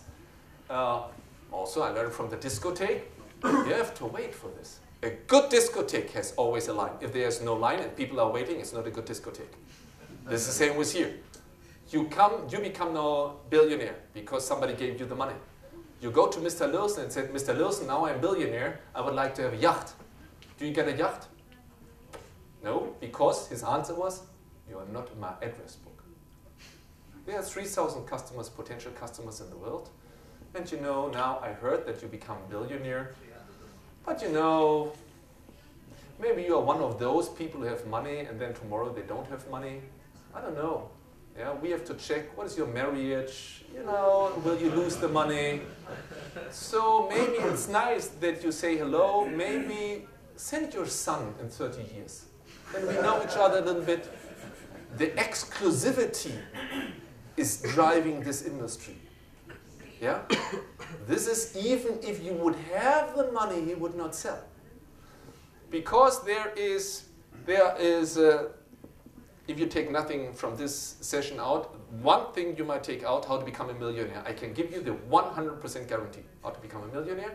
You just buy a Lürsen, and then you sell this the day you get it. You get 20% more. So a Lürsen, normally the normal ones are 200, 300 million. And you can sell this for 20% more the day you got the ship. The issue is, Lürsen does not sell it to you because exactly those kind of customers he does not like. You know, that would be hell for Mr. Lilson to sell to a customer who would resell a Lilson. A Lilson yacht you have to the end of your life. You know, the king of Saudi Arabia does not have to sell to make some money. And this is the customer segment that is targeted by Mr. Lilson. And as he does not know you at this point of time, maybe you are one of those guys who are happy if they got 40 million extra, which is a clear indicator that you are the poor guy and not the target group of Mr. Lilson. So he does not have to change because the barriers for market entry from the economic standpoint are very high. People could copy technology, but you cannot copy the personal contact and the brand. This is in the end where the competitive advantage is. And this is why he does not have to change his strategy. And unfortunately, your customers don't have the loyalty to Siemens, then the Lilson customers has towards Lilson. Your customers tomorrow go to GE, which is bad. So this is why you might have to change. And Mr. Lilson does not have. Because King of Saudi Arabia will go on to buy Lilson. The rest is, don't do it. Yeah? Now, again, we have several companies in Germany that are market leader worldwide, are family owned and are mid-size. Yeah? There is this book here from Hermann Simon called Hidden Champions. You might have heard about this term, became quite famous, where he made a quite big empirical study. And you have here, now Mr. I put you on, by the way, last minute I put your name on. By the way, when I made this slide, quite interesting that obviously the Germans, they love the color blue, which is the color of technology, I would say. So I would not know many Italian companies that would choose as their corporate color blue. Yeah. But you know here, yeah, Schott, Otto Bock, Fresenius, healthcare, a lot of healthcare here. Heraeus, Bülent knows them quite well. Krones, for example, #1 in the world for bottling machines, yeah, and so on. Trumpf, you might know, there are laser machines, yeah, in manufacturing, and so on. And of course, my red friends now of class having agriculture machines. I wanted to give you one summary of what came out of this empirical study of Hermann Simon, what he identified, what those companies being successful in global markets are doing different than other companies. And let me introduce this here. So this is what they are. They have a leading position and so on. They are a hidden champions, usually family owned. But have a look here. That's quite interesting. So what are elements of market strategy? High competence in technology. High R&D. R&D is research and development. High budgets of R&D. Now this here I like. Think about your own companies. What is about your company? Strong customer proximity. 25 to 50% of employees have regular direct contact to the customer. That's interesting. So there are even workers that produce this, that you put in contact with the customers. This is why they understand the customer. That if I'm a worker, I know for whom I produce, I know why I do this like it is. This is, for example, Herrenknecht, I learned once. Yeah? Those who are producing the tunnel machines. So by the close customer contact of even the workers, they gain something. Maybe I would not say higher quality, or then let's measure quality in customer satisfaction. So quality is defined by the customer is happy, then you have quality. Not by an engineer, but by customer happiness. So based on the close contact, even the worker know better what the customer requires. And this deeper customer understanding make the products closer to the requirements of the customers. This costs a lot of money, so what is important is you have to realize higher prices. So in the end, the customer proximity and the technical focus brings up a result that you can cash in based on the prices. So usually, of the hidden champions, prices are 10 to 15% higher than the others in the industry. And this is based on the customer proximity and the technical competence. Yeah? Quite global. typical for, I don't know how you see Germany, but if you travel a little bit around the world, I perceive Germany as a small country. And small countries need export to grow. The best hidden champions, by the way, in the world are not in Germany. Per capita, the highest rate is in Switzerland. A small country, if you focus on your home market, you are lost. There are not too many people living in Switzerland. You have to export. And very often, the export success of Germany is explained by the fact that Germany is not existing very long time. This was a highly fragmented country. So to go from Munich to Berlin, if you would like to go from Munich to Berlin, 1600 something, then you would have to cross many countries, for example, with many different currencies. So you're adjusted to deal with different currencies, with very different norms, so you're adjusted to deal with different norms. This is all a knowledge that you have to build up, which was based on the fragmentation of Germany very easy. So they are more used to do the export. They have to because they are small, and to deal with different regulations, that's for them normal. There, by the way, also I see a big challenge for my friends of the United States. They have this huge home market, and the United States is not doing, if we take out the software companies at this point of time, yeah, the so super famous Google and Apple, Microsoft, all those. I take this out, which is, by the way, not US companies. These are California companies. If you are in California, there's not a lot to do with Wyoming. Go to Wyoming, and then you understand why majority of US would take Mr. Trump. New York City and San Francisco has nothing to do with the countryside.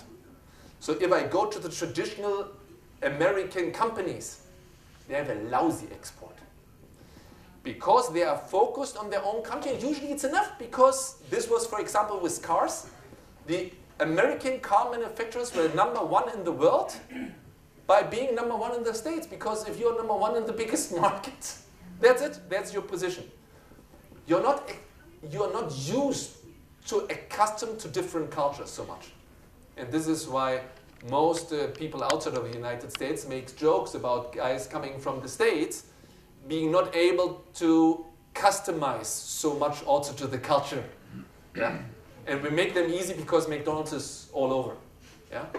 So the bigger you are, and this is, by the way, a big challenge I also see with China.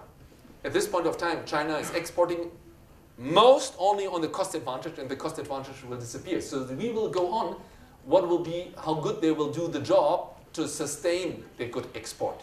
Because then you have to start to adapt and to go into quality.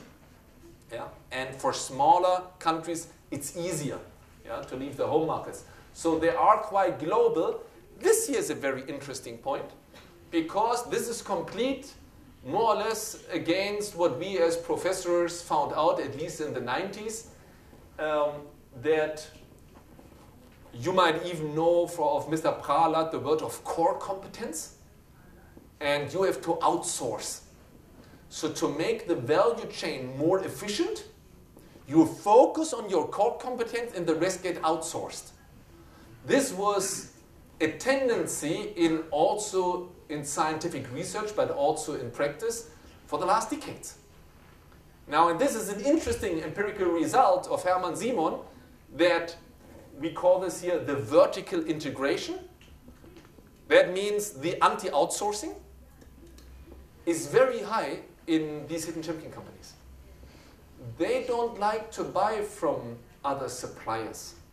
They would like to do most at their company. Yeah.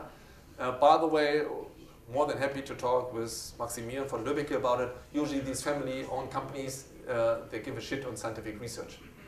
They have their family philosophy, structure, success, and only because something is on vogue, and now we all do outsourcing, they don't get irritated, which is very hard for Siemens to do so.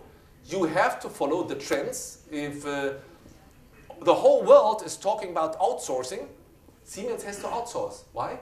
They're dependent on the capital markets. Again, if Joe Kaiser goes to to the meeting where Goldman and Sachs and all the big guys are in the room of the owners, and he said, I don't care about outsourcing at all. And the whole world is about talking about outsourcing. He's out. He has to follow trends. While the family-owned companies have the strength to say, if you all think outsourcing is great, I'm not convinced about it, I go on with this way. Which is a very interesting position and is driven by the capital markets, I would say. Yeah. To go premium, by the way, again, is also for you who would like, is one option is to do this by acquisition. Again, we see this by Chinese, but this is not the only one.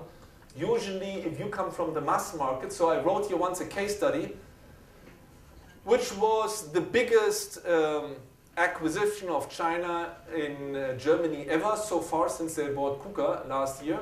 This was Weichai. They are the #1 in producing, you might know them, truck parts, and also trucks themselves, #11 in producing trucks. And they bought KION. KION is the #2 in the world for forklifts. You might know the brands Linde and Still, one of the 6 brands of KION. And Weichai, they bought it. It's quite successful. It's quite successful, and I always say the Westerns can learn a lot from the Indians and from the Chinese how to make M&A successful. Volvo is a success example. Jaguar in the last 30 years has never been so successful as now since they are Indian. So what I really give you a hard time now. What my friends from Siemens are doing, they acquire a company, and then, because we are from the West, we know everything's better. So the first thing, we go to the company that we acquire and we said, you better do this the Siemens way now. These are the new controlling sheets. This is your new compliance policy. This is your new production process that I would like that you follow. So we interfere, and by this usually we destroy value. US companies, even harder in doing so. You have them to follow the IAM rule. Yeah? While this is what the Chinese, what the Indians are doing. They are buying Volvo, and I have the pleasure and the honor to know Mr. Samuelson, who is the CEO, because he was one of those. When he was still CEO of MAN, they're one of the founders of ESMT, so he was in our board. And I met him 5 years ago. I said, Mr. Samuelson, how do you feel now? You're Chinese. And he said, this is the happiest time I ever had as a CEO. They would say, just do it. The only thing is that we would like to learn. He has now an assistant, Chinese assistant, so they would like to learn. How do you lead a company like this? But they give them a freedom that he said he never found in a Western company. So I give you freedom. This is what managers, what here entrepreneurs like, that you would have freedom. And this is the same, I don't know them in person, but what I read in the newspaper about Jaguar. The Tata said, you just do the business as you think you should do it. We trust you.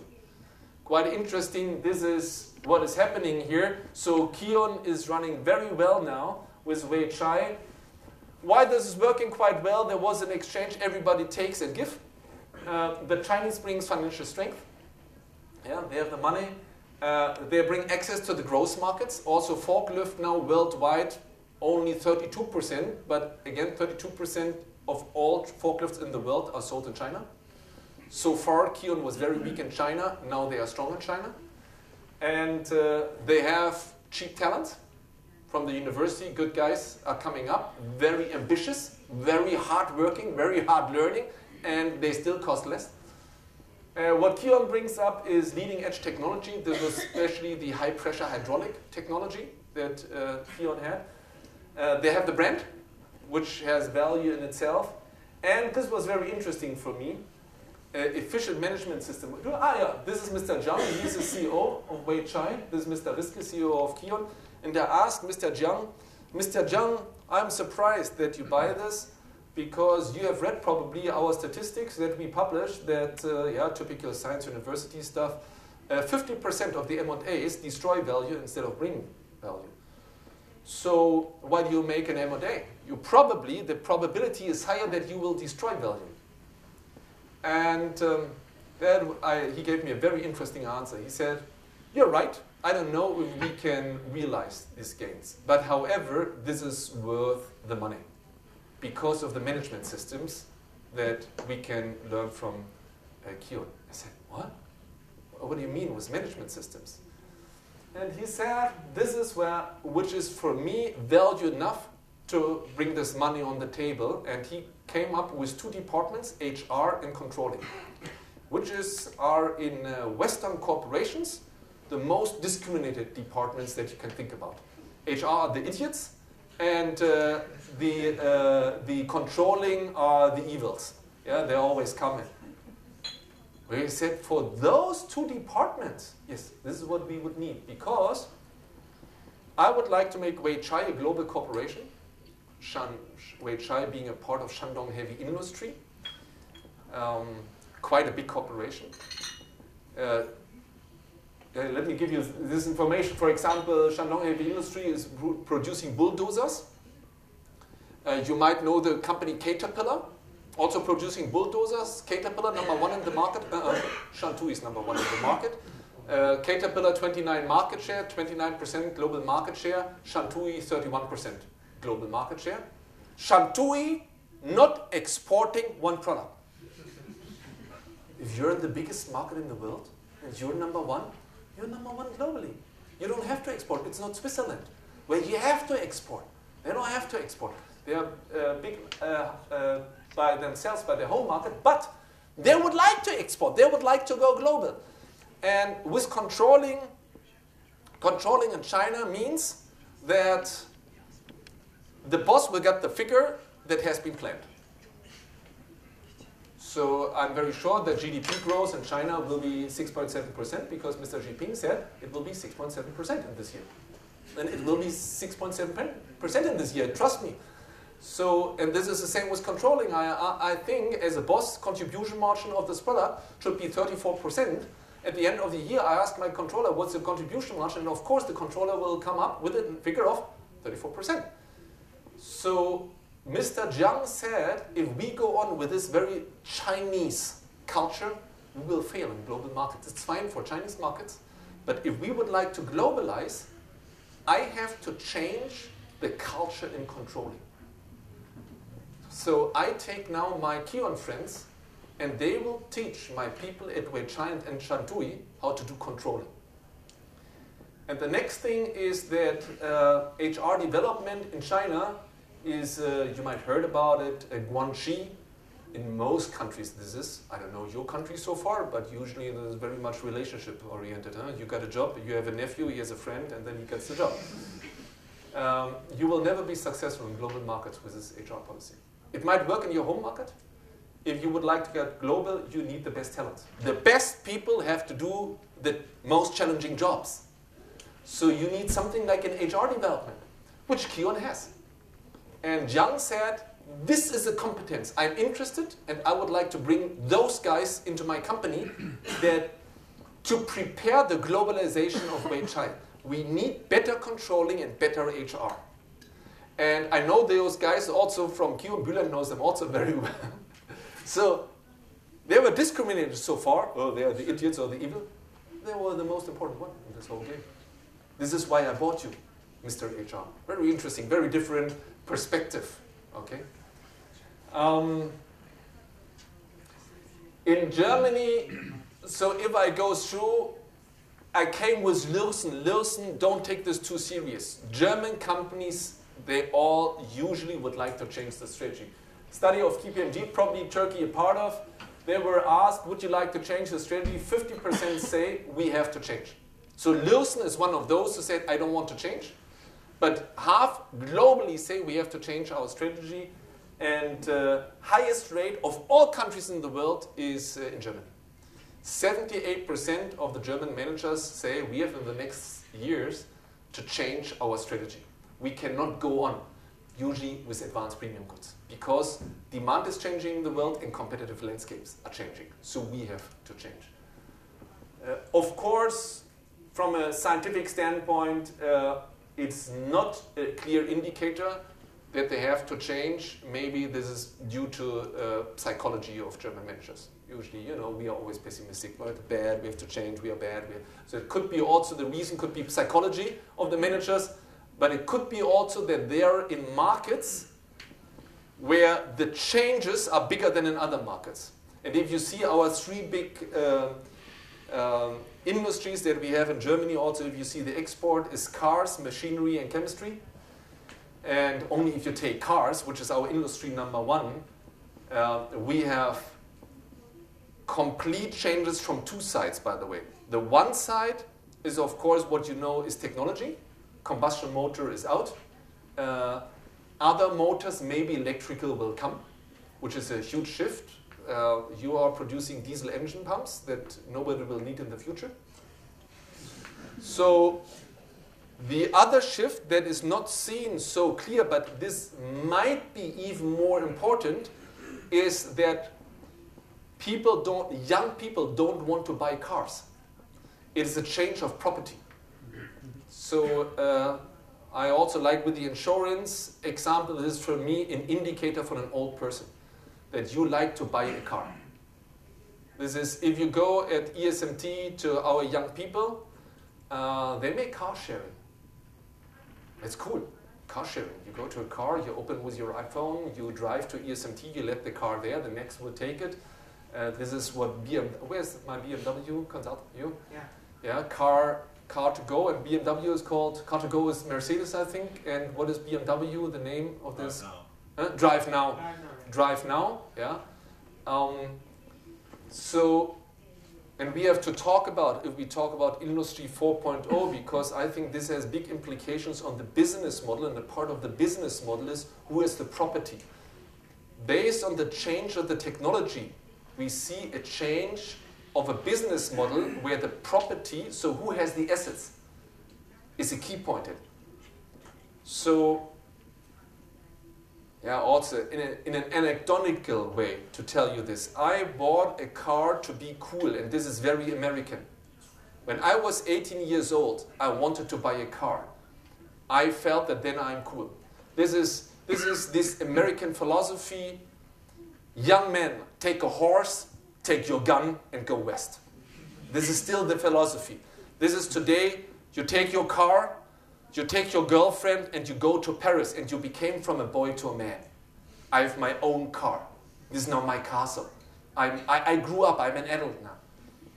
And this is not anymore with the young generation, at least the fancy guys in Berlin that are living at Prenzlauer Berg.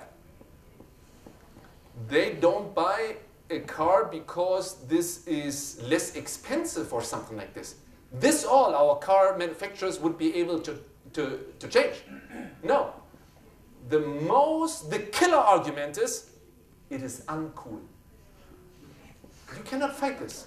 The young people say, oh, you bought a car yesterday? Oh my gosh, you're old.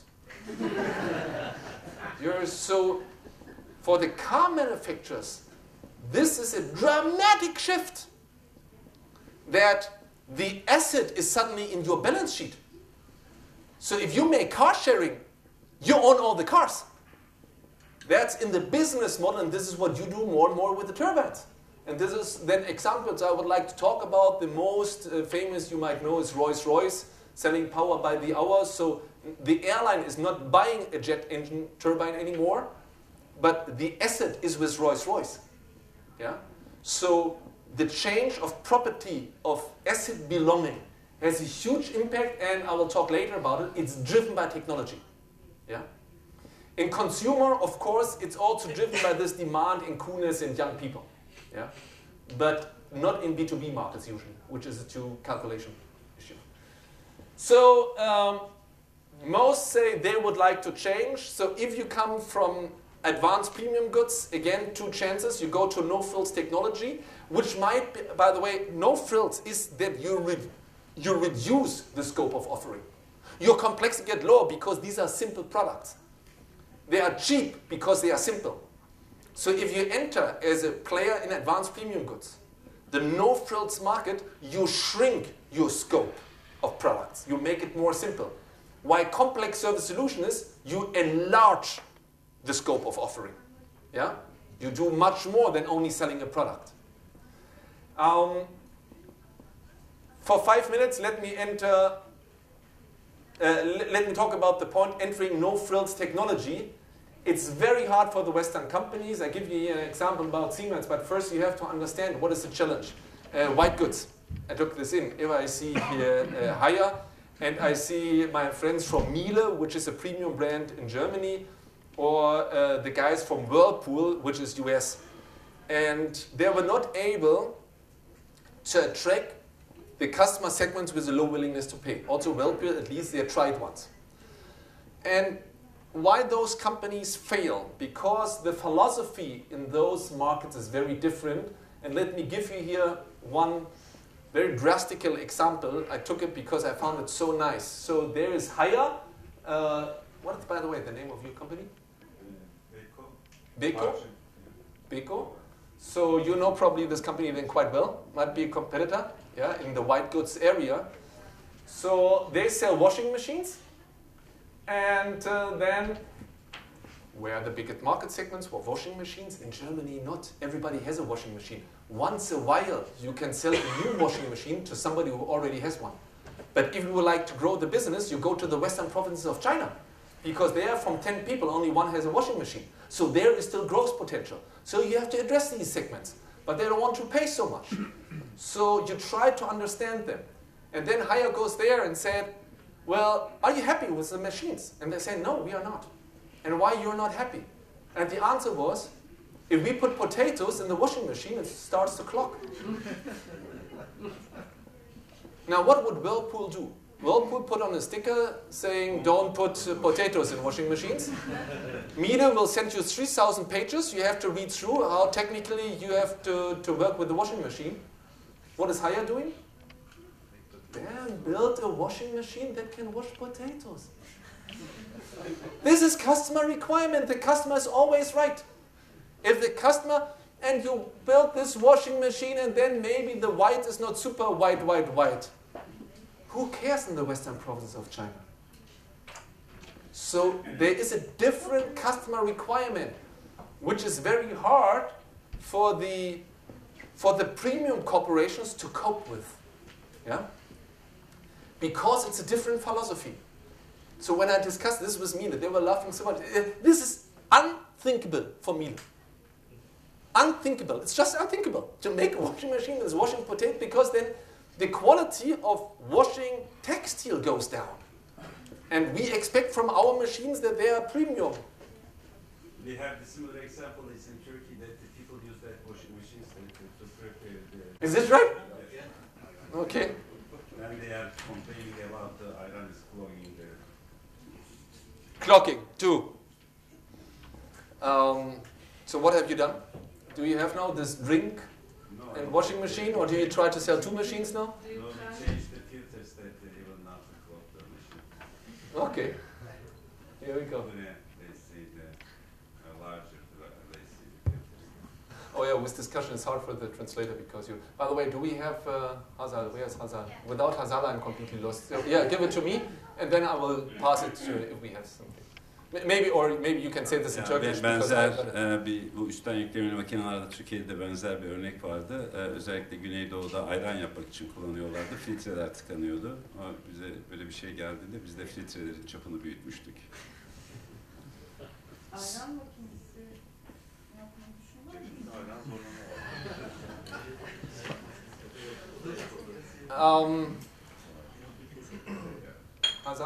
To 12:30 or to 12 o'clock, how long? So I have here an example from you guys where you try to enter.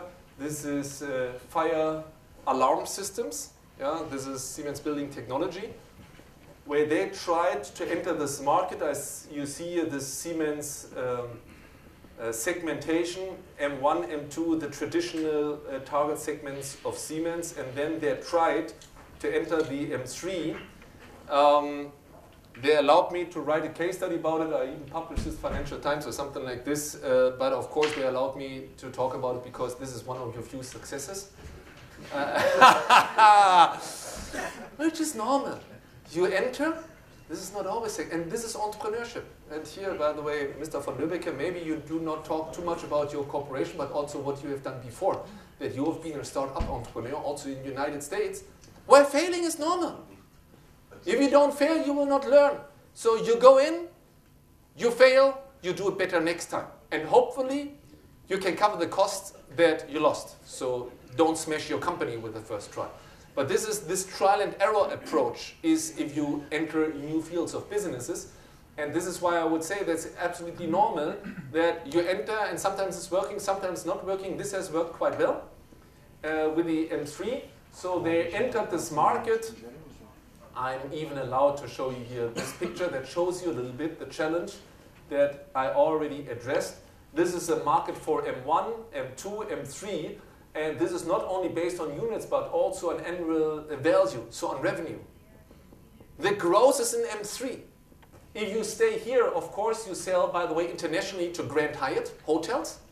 And Grand Hyatt, Shanghai, Munich, or Istanbul is the same. You always sell usually M1 technology to Hotel Grand Hyatt. But this is not where the growth is. Growth is in M3. So you have to enter M3. And you see here a little bit from the price, the challenge. So if you sell, I'm talking about these products here, okay, you know, this should, there we have one, okay. So you see this product, but it's not a Siemens. I think this is a Honeywell. Hey, TÜSİAD. So those, nobody would buy one piece, but in average, so if you buy 1,000 pieces for one building, that costs in M1 €22, one thing. If you would like to enter M3, you sell it for 6 or you're out. You will not address M3 successfully. This is a big, big challenge for the premium companies. This is not that I bring McKinsey or BCG in and I try to reduce your overheads 10%, again, like each year. It's not enough, by far. If you enter M3 market, it's another dimension of cost systems. And this might be, again, it's not our topic today, this is why I would like to go to the next point, but it is an interesting experience of your corporation, how a premium company would, and again, with fire safety systems, you were able, how have you achieved those low costs? For example, never tried to develop this in North America or Western Europe. Never. Your developers have to be in the home market. No German, the moment a German engineer puts on his or her computer, your costs are here. They're not able to do it. So you have to go to the target markets and they have to develop. Yeah. There was a question and there is a microphone and Hazal has everything under control.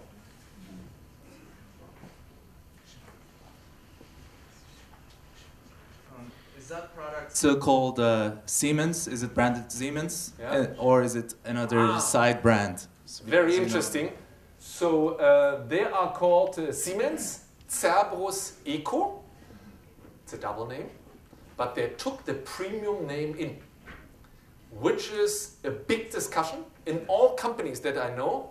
How is the branding? And I always tell people, you can discuss this once, but the challenges are somewhere else. Don't discuss too much about the branding because I have success examples and failure examples for both ways. You make dual branding. By the way, your competitor ABB is doing exactly this. They only enter M3 with a different name. Yeah? While Siemens is a one brand company, which is the strength of the company. So because brand awareness, for example, in China, you have the best known Western brand all over China, more than Mercedes. Why? Because since more than 100 years, everything is called Siemens. Everything. Even if you acquire Westinghouse, which was sometimes bigger than Siemens, then they acquired this in the United States. This is the first year it goes Westinghouse Siemens, the next year it goes Siemens Westinghouse, and the third year it is Siemens. That's it. One brand company. Now, there are, for both approaches, you only have to learn one rule. You have to invest a lot in marketing communication. First thing, you stay a one brand company, you call everything Siemens. Then you have to explain the customer that your M3 product is very different to the M1 product. Yeah? Because they got very irritated if you come with a product that goes for $6 and they think they got quality for $22. Customers start to get confused. So you have to explain to them, and take again here the example of the cars, because everybody of you has a car, you know this industry a little bit. This is what VW is doing. You have a Passat, you have a Golf, you have a Polo, you have a Phaeton, you have a Lupo. Do you have the same names, by the way? Do you know Golf? Yeah. So, because in the States they changed the names. You would not. They have a Jetta, I think, there. So they do what we call from marketing communication brand stretching. They have the same brand, VW, and under this brand they do a lot of brand stretching. But they invest a lot that Olaf Plötner understands.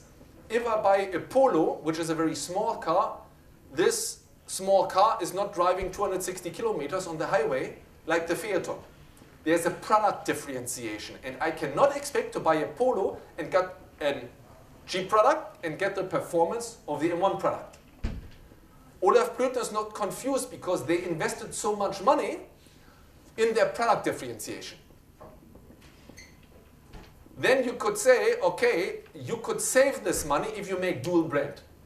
You buy Qingchangchu in China, this was ABB is doing for the M3 market, and you go on with a premium brand in the M1 market.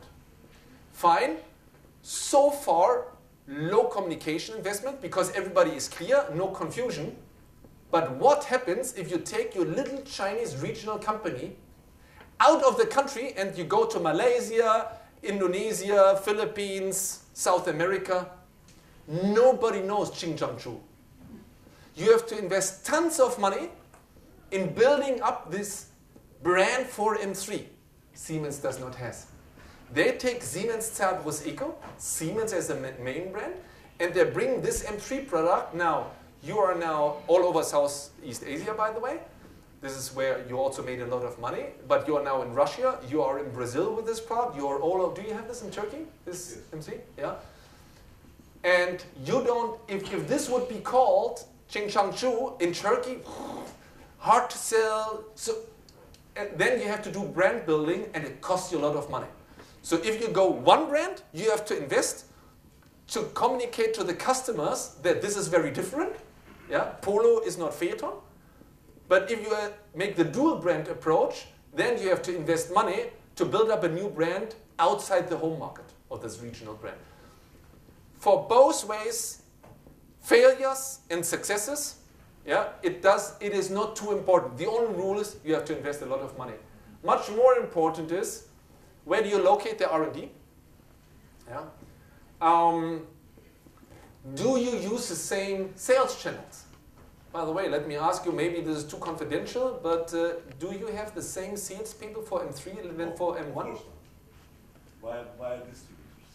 Mm-hmm. Okay. Different sales channels. Yeah. This is something that I would say there is empirical evidence at this point of time that you overwhelm people to sell M1 and M3 free. This is usually not successful.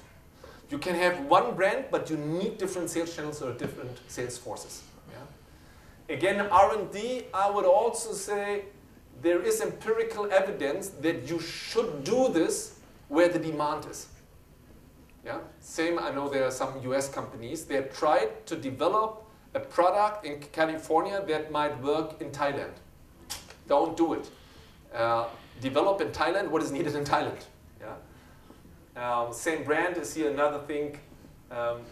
Usually brand, and this question is the most discussed in corporations, how allocate the costs, overhead costs. One thing is clear, if you bring Siemens overhead costs, where is this? No, this was here the picture I was talking about. So you try to achieve with Siemens Cerberus Eco, you try to produce a product for $6, let's say. Usually they cost 22. Now, if you bring Siemens overhead surcharges from Wittelsbacher Platz and all the limousines of the German headquarters, you distribute this globally and you bring the surcharges on this product, they are too expensive. This is the same that if you give this to a German engineer, by far too high cost, you push the button of the computer and you're already here. This is the same with the surcharges of the overhead. How do you allocate the cost? Which is from the controlling perspective, a big challenge. Because if you make one exception in a corporation, that this part of the corporation does not have the burden of the overheads, you have 1,000 exceptions. Controllers hate this. They would say, these are our overheads, and now we have to distribute our overheads. That's it. One exception, everybody will come and say, why he does not have to pay and I have to pay for the stand headquarters. So you try to avoid this, but it's very hard with these overhead surcharges to have these calculation-wise, these full costs. Yeah? This is where much bigger questions are in the brands. Now then I will come to complex service solutions, but let me introduce this. This goes now maybe not for most in the room, only for our global companies. If I say you have to develop cheap steam turbines in India because this is where the market is, think about what is the consequence organizational-wise for the corporation. You decentralize your corporation completely. So there's now an R&D center in India who is in charge for M3 steam turbines. There is an R&D center for fire safety systems in Beijing. There is still the good old gas turbine R&D center in Berlin-Moabit. You decentralize your whole corporation. That's, from the organizational standpoint, very hard. Very hard. And what you lose at this point of time is you lose the national focus. And this is what you have to do in HR. This is old Siemens world. Okay, central board, German, German, German. Then I go to the local companies. The boss is always a German. And then second row is always the country, the Brazilians. Yeah. Old world for global companies. You will not be successful, I bet. What you have to do, you go organizational-wise in these kind of network constructions. Nationality will not play a role. You just take the best people from all over. And then you have, in the end, a corporation has to produce synergies. And why this steam turbines, gas turbines, and building technologies under one roof of Siemens AG? I don't understand this as a financial market. The only justification that is under one roof is synergies. You have to produce synergies, otherwise I cut you in pieces as a capital market. And let's say even your boss has not done a very good story to tell the capital market that healthcare, the synergy is big enough to be still a part of Siemens AG. The capital market brings up pressure to split up the company. You produce synergies or the capital market splits you up.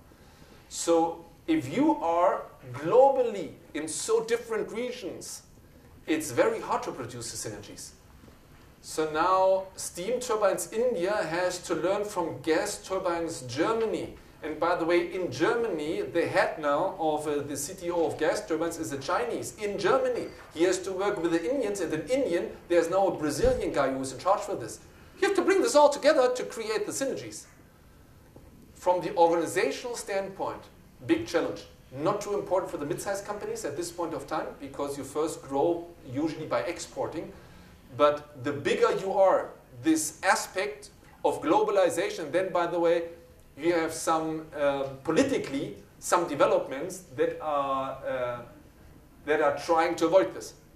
Yeah. So then we have somebody who would say America first, and if you take, but this is Turkey, Russia, all over.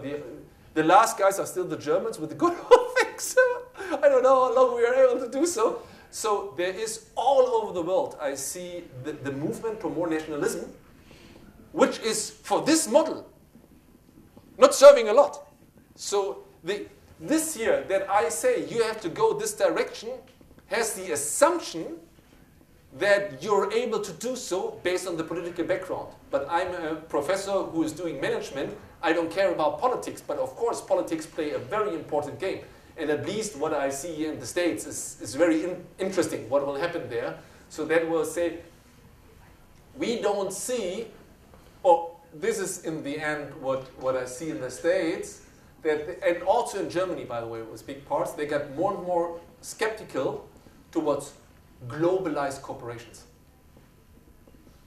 And you think that Siemens is German? I would doubt it. You earn some money because people think you are German. German quality or something like this. But what is a German company?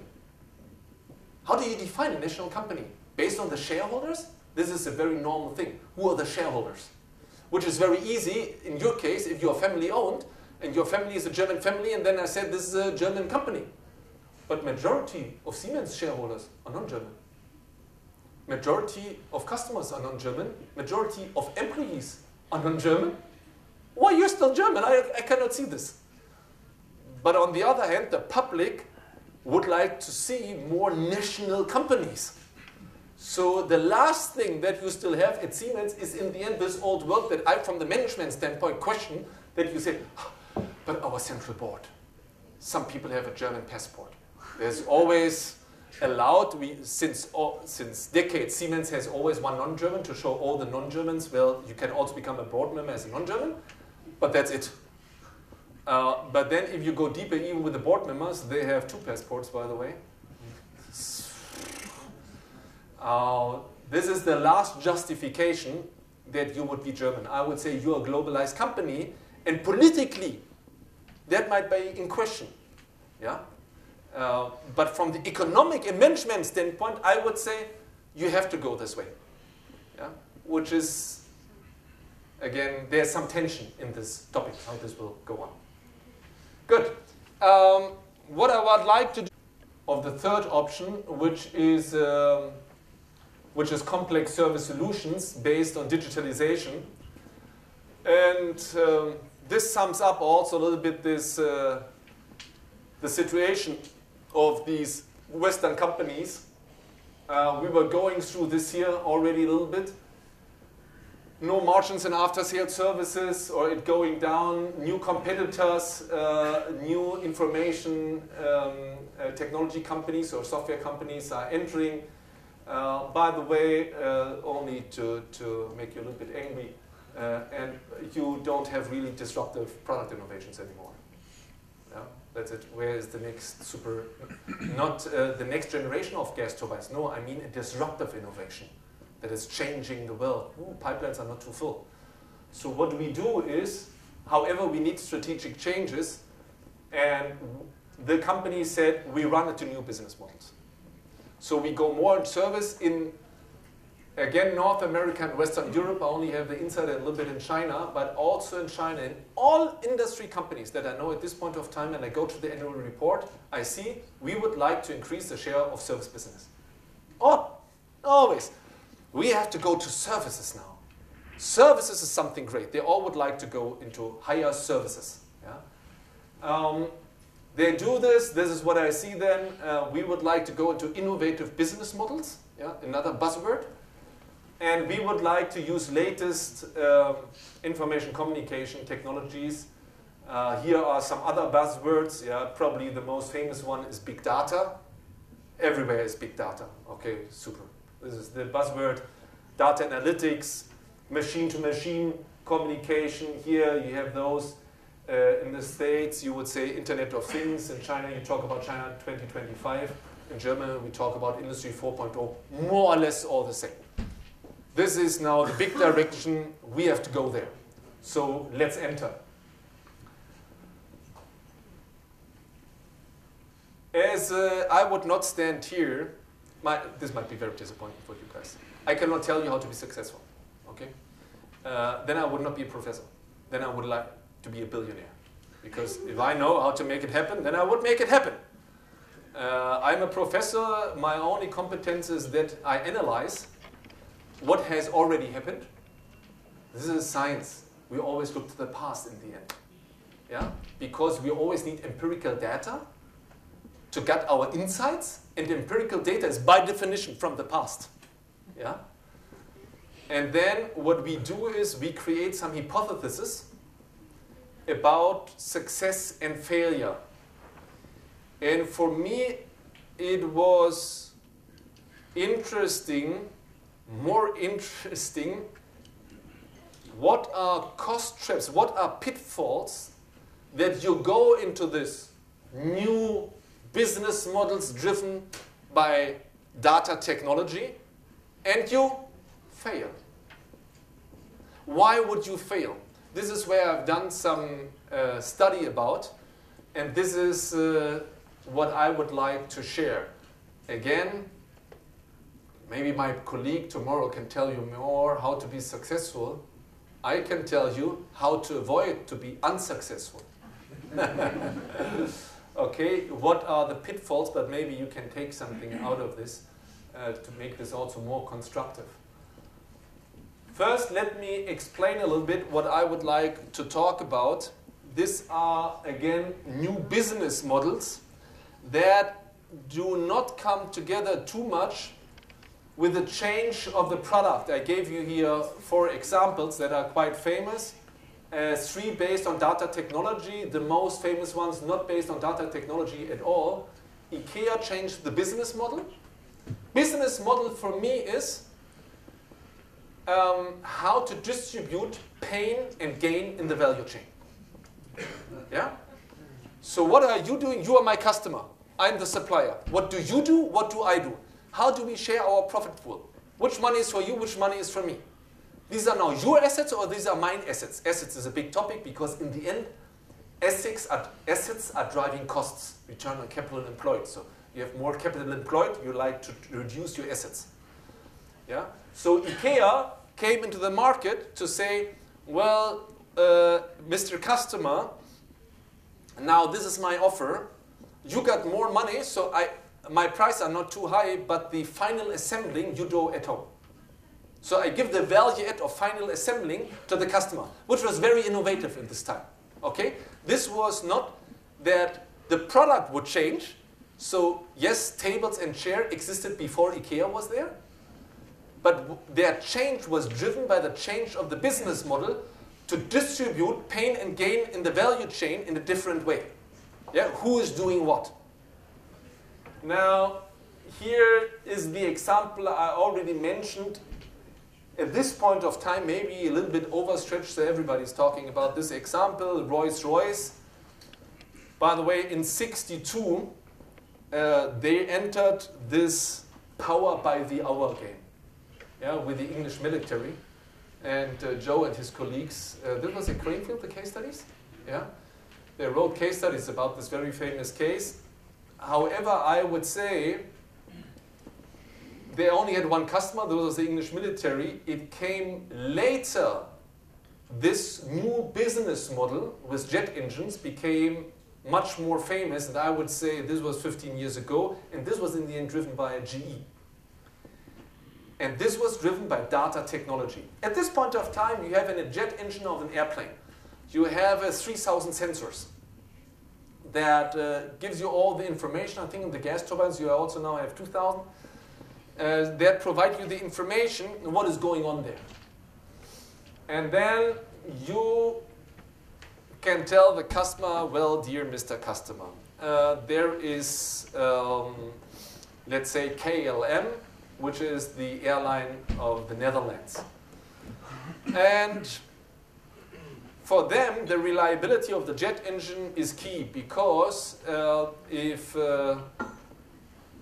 you only have 2 jet engines and during the flight they don't work, that's a real issue, which does not happen usually. So at least one is working, but you go down in Sao Paulo, now a blade, yeah, is not working as it should, so you have to replace the blade. That's bad because your airplane has to be down in Sao Paulo. Usually they are booked that you go there, Amsterdam, Sao Paulo, you only are there 3 hours and then you go back. Now, if you have to bring a spare part in, that takes time. It's very bad, especially because it takes time to bring this specific spare part to Sao Paulo. Yeah? So this might be the next storage of spare parts. Might be, I don't know, in New York, and they first have to bring this from New York to Sao Paulo. You wait for 2 days there with your airplane, very bad for the passengers. You know all what I'm talking about. So now, Rolls-Royce, and by the way, the others are Pratt & Whitney, also United Technology from the States, and GE. They have almost 100% of this market at this point of time with jet engines. So 3 big players. So now they go to the customer and said, we do proactive maintenance, remote controlled proactive maintenance. So our sensors might check if there is a vibration, based on our data analytics, we can find out that with this kind of vibrations, the probability that this turbine will have a problem or this blade will have a problem is 80% during the next 40 flight hours. Yeah? A problem might occur. And we have the knowledge from the analytics that if we have this kind of vibration, what is the probability that what will happen? This is the knowledge that Rolls-Royce has.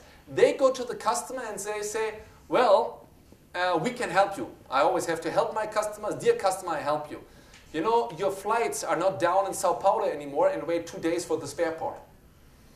I can tell you that there is a probability that you might have a problem in Sao Paulo. So if your airplane starts in Amsterdam, you might already take the new blade on board, and during the 3 hours you are down there, the mechanics, they can integrate the new blade. Isn't this great? That's great for you, huh? Was this very well accepted by the airlines? No, of course not. No. Again, you remember my drug dealer example. With the spare parts. I said, well, help me to understand this, Rolls-Royce. You make all your money with spare parts, don't you? Okay, now you tell me, dear KLM, I have data that tell me you need a spare part. Of course, you would like to sell spare parts. I don't trust my dealer. So in the end, this was also customer driven. They said and said, no, wait, Rolls-Royce, that's great that you have this, but we change the business model. I pay you power by the hour. Now you have interest that my airplanes are up in the air. Customer, supplier have the same interest. Airplanes should fly. And then Rolls-Royce has agreed to this, and we'll talk after lunch a little bit where are the pitfalls if you sign these kind of contracts. But first, to understand, technology at itself does not have value. The question is, what is the impact on the economic processes that are going on? Are there cost savings or additional revenue in the end? Always those two questions. Yeah? And then you use the new technology to change what I would call business model. So distribution of pain and gain in the value chain. So then if you, in the end, this power by the hour is not an impact on the price. It is an impact by the assets, because suddenly Rolls-Royce so far, they sold jet engines. Now they operate jet engines. Think about their balance sheet. All the jet engines are now in their balance sheet. They own the assets. Maybe from the macroeconomic perspective, it is more efficient than turbine producers own the turbines than customers own the turbines. The higher efficiency might be based on the data, because you know more about, if I take your example again, gas turbines, than utility companies know about gas turbines. Why so? Because if I'm a utility company, in Germany we call them E.ON, for example, I don't know the name here. Yeah? So they have how many gas turbines? 20. Now Siemens has the knowledge what is going on in 2000 gas turbines. Who has the better knowledge? The one who has more volume, because you have more data. You are smarter. You might be better able to organize the logistic of spare parts for 2000 gas turbines than for 2 gas turbines. There is a scale effect in it. And then from the theoretical aspect, you would say economy always pushes there where there's higher efficiency. Again, the logic is there's a technology, the technology makes you smarter, then you can operate more efficient, and then property and assets will change. Which is not always the case in Germany. Where's the problem? Do you have the data of all your gas turbines that you sell? If the customer accepts. Ah, so you do not have. because many customers don't accept. This was, by the way, a very nice discussion I had with your friends when Bosch was, managers were in the classroom together with BMW managers. That really made me nervous because they had a big discussion with the cars, who owns the data? And Bosch thinks that this is Bosch data because these are your parts. While BMW would say, no, this is our data. And I was running nuts because I said, no, my friend, these are my data, it's my car. This is then my car. You can buy my data, then give me money. But they don't even discuss Olaf Plötner. They only discuss this is now Bosch or this is BMW. The data is the value because based on the data, you have the potential to improve the efficiency. And this is the fight for data, that we have this at this point of time. And again, then the consequences that the business models are changing. And this is, for example, here, also what I already mentioned, that in the modern world, and the modern world, if you would like to see the modern world, you go at this point of time to Silicon Valley, I would say. We're all crazy about this. Again, this will come, this will go. In 50 years, nobody will talk about Silicon Valley. But for the next 5 years or 10 years, I would say, if you're hip and you're cool, you go to Silicon Valley. And in San Francisco, you make car sharing. Now we also have this in Berlin. You make car sharing. It's uncool to have a car. This is what BMW and Mercedes both, and now they go together. Even with their, but this is also what you do at this point of time in Shanghai. They started last year, car sharing. Yeah?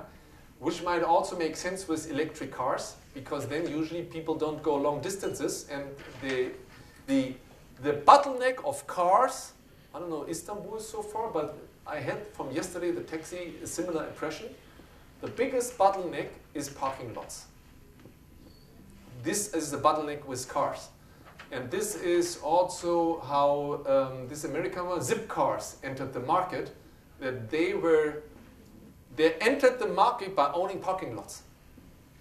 If you have the parking lots, there you can have the electric cable to recharge the batteries. So if you own this, that's the key asset.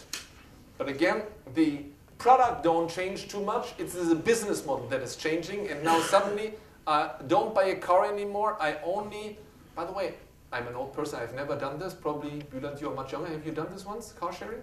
No. How do you pay? Per mile or per time? What is the driver for the price? You have time with Drive Now, and you have time and distance with other. Okay. But then you have to think about the pricing model if you change this here. So price and distance. And of course, by the way, they might ignore you as a driver in the future because you're driving badly. And they know. They have all the data. And they see that Olaf Plötner is always driving too fast.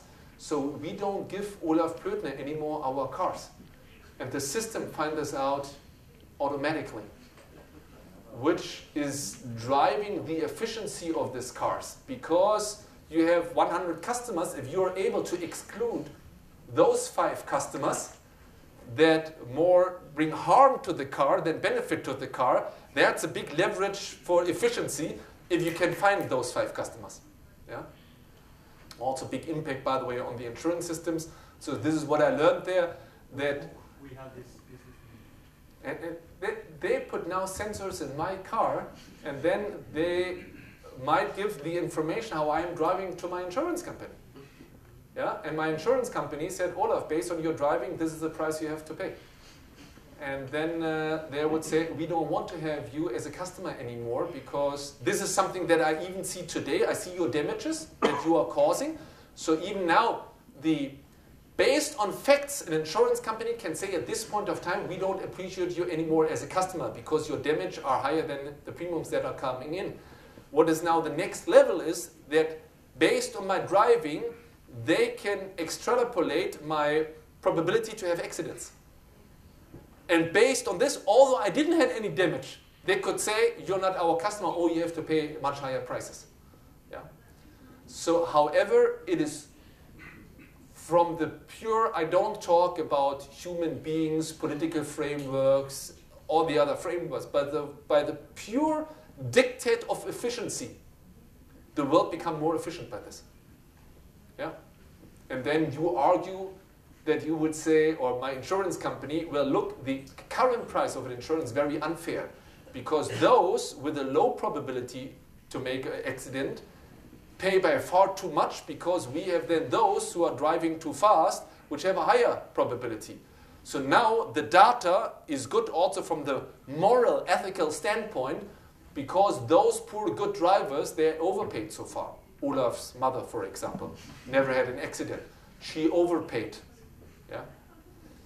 Okay, technology is driving new business models, how to be successful, what will be the failures. We'll talk after lunch about it. Now, I would suggest we would have some lunch. By the way, I give you a gift of 7 minutes. I will ask it back. Okay. We will meet again at here in this room. At 2 o'clock. 2. At 2 o'clock after lunch, we meet again. Okay, so enjoy your lunch and see you again then. Thank you.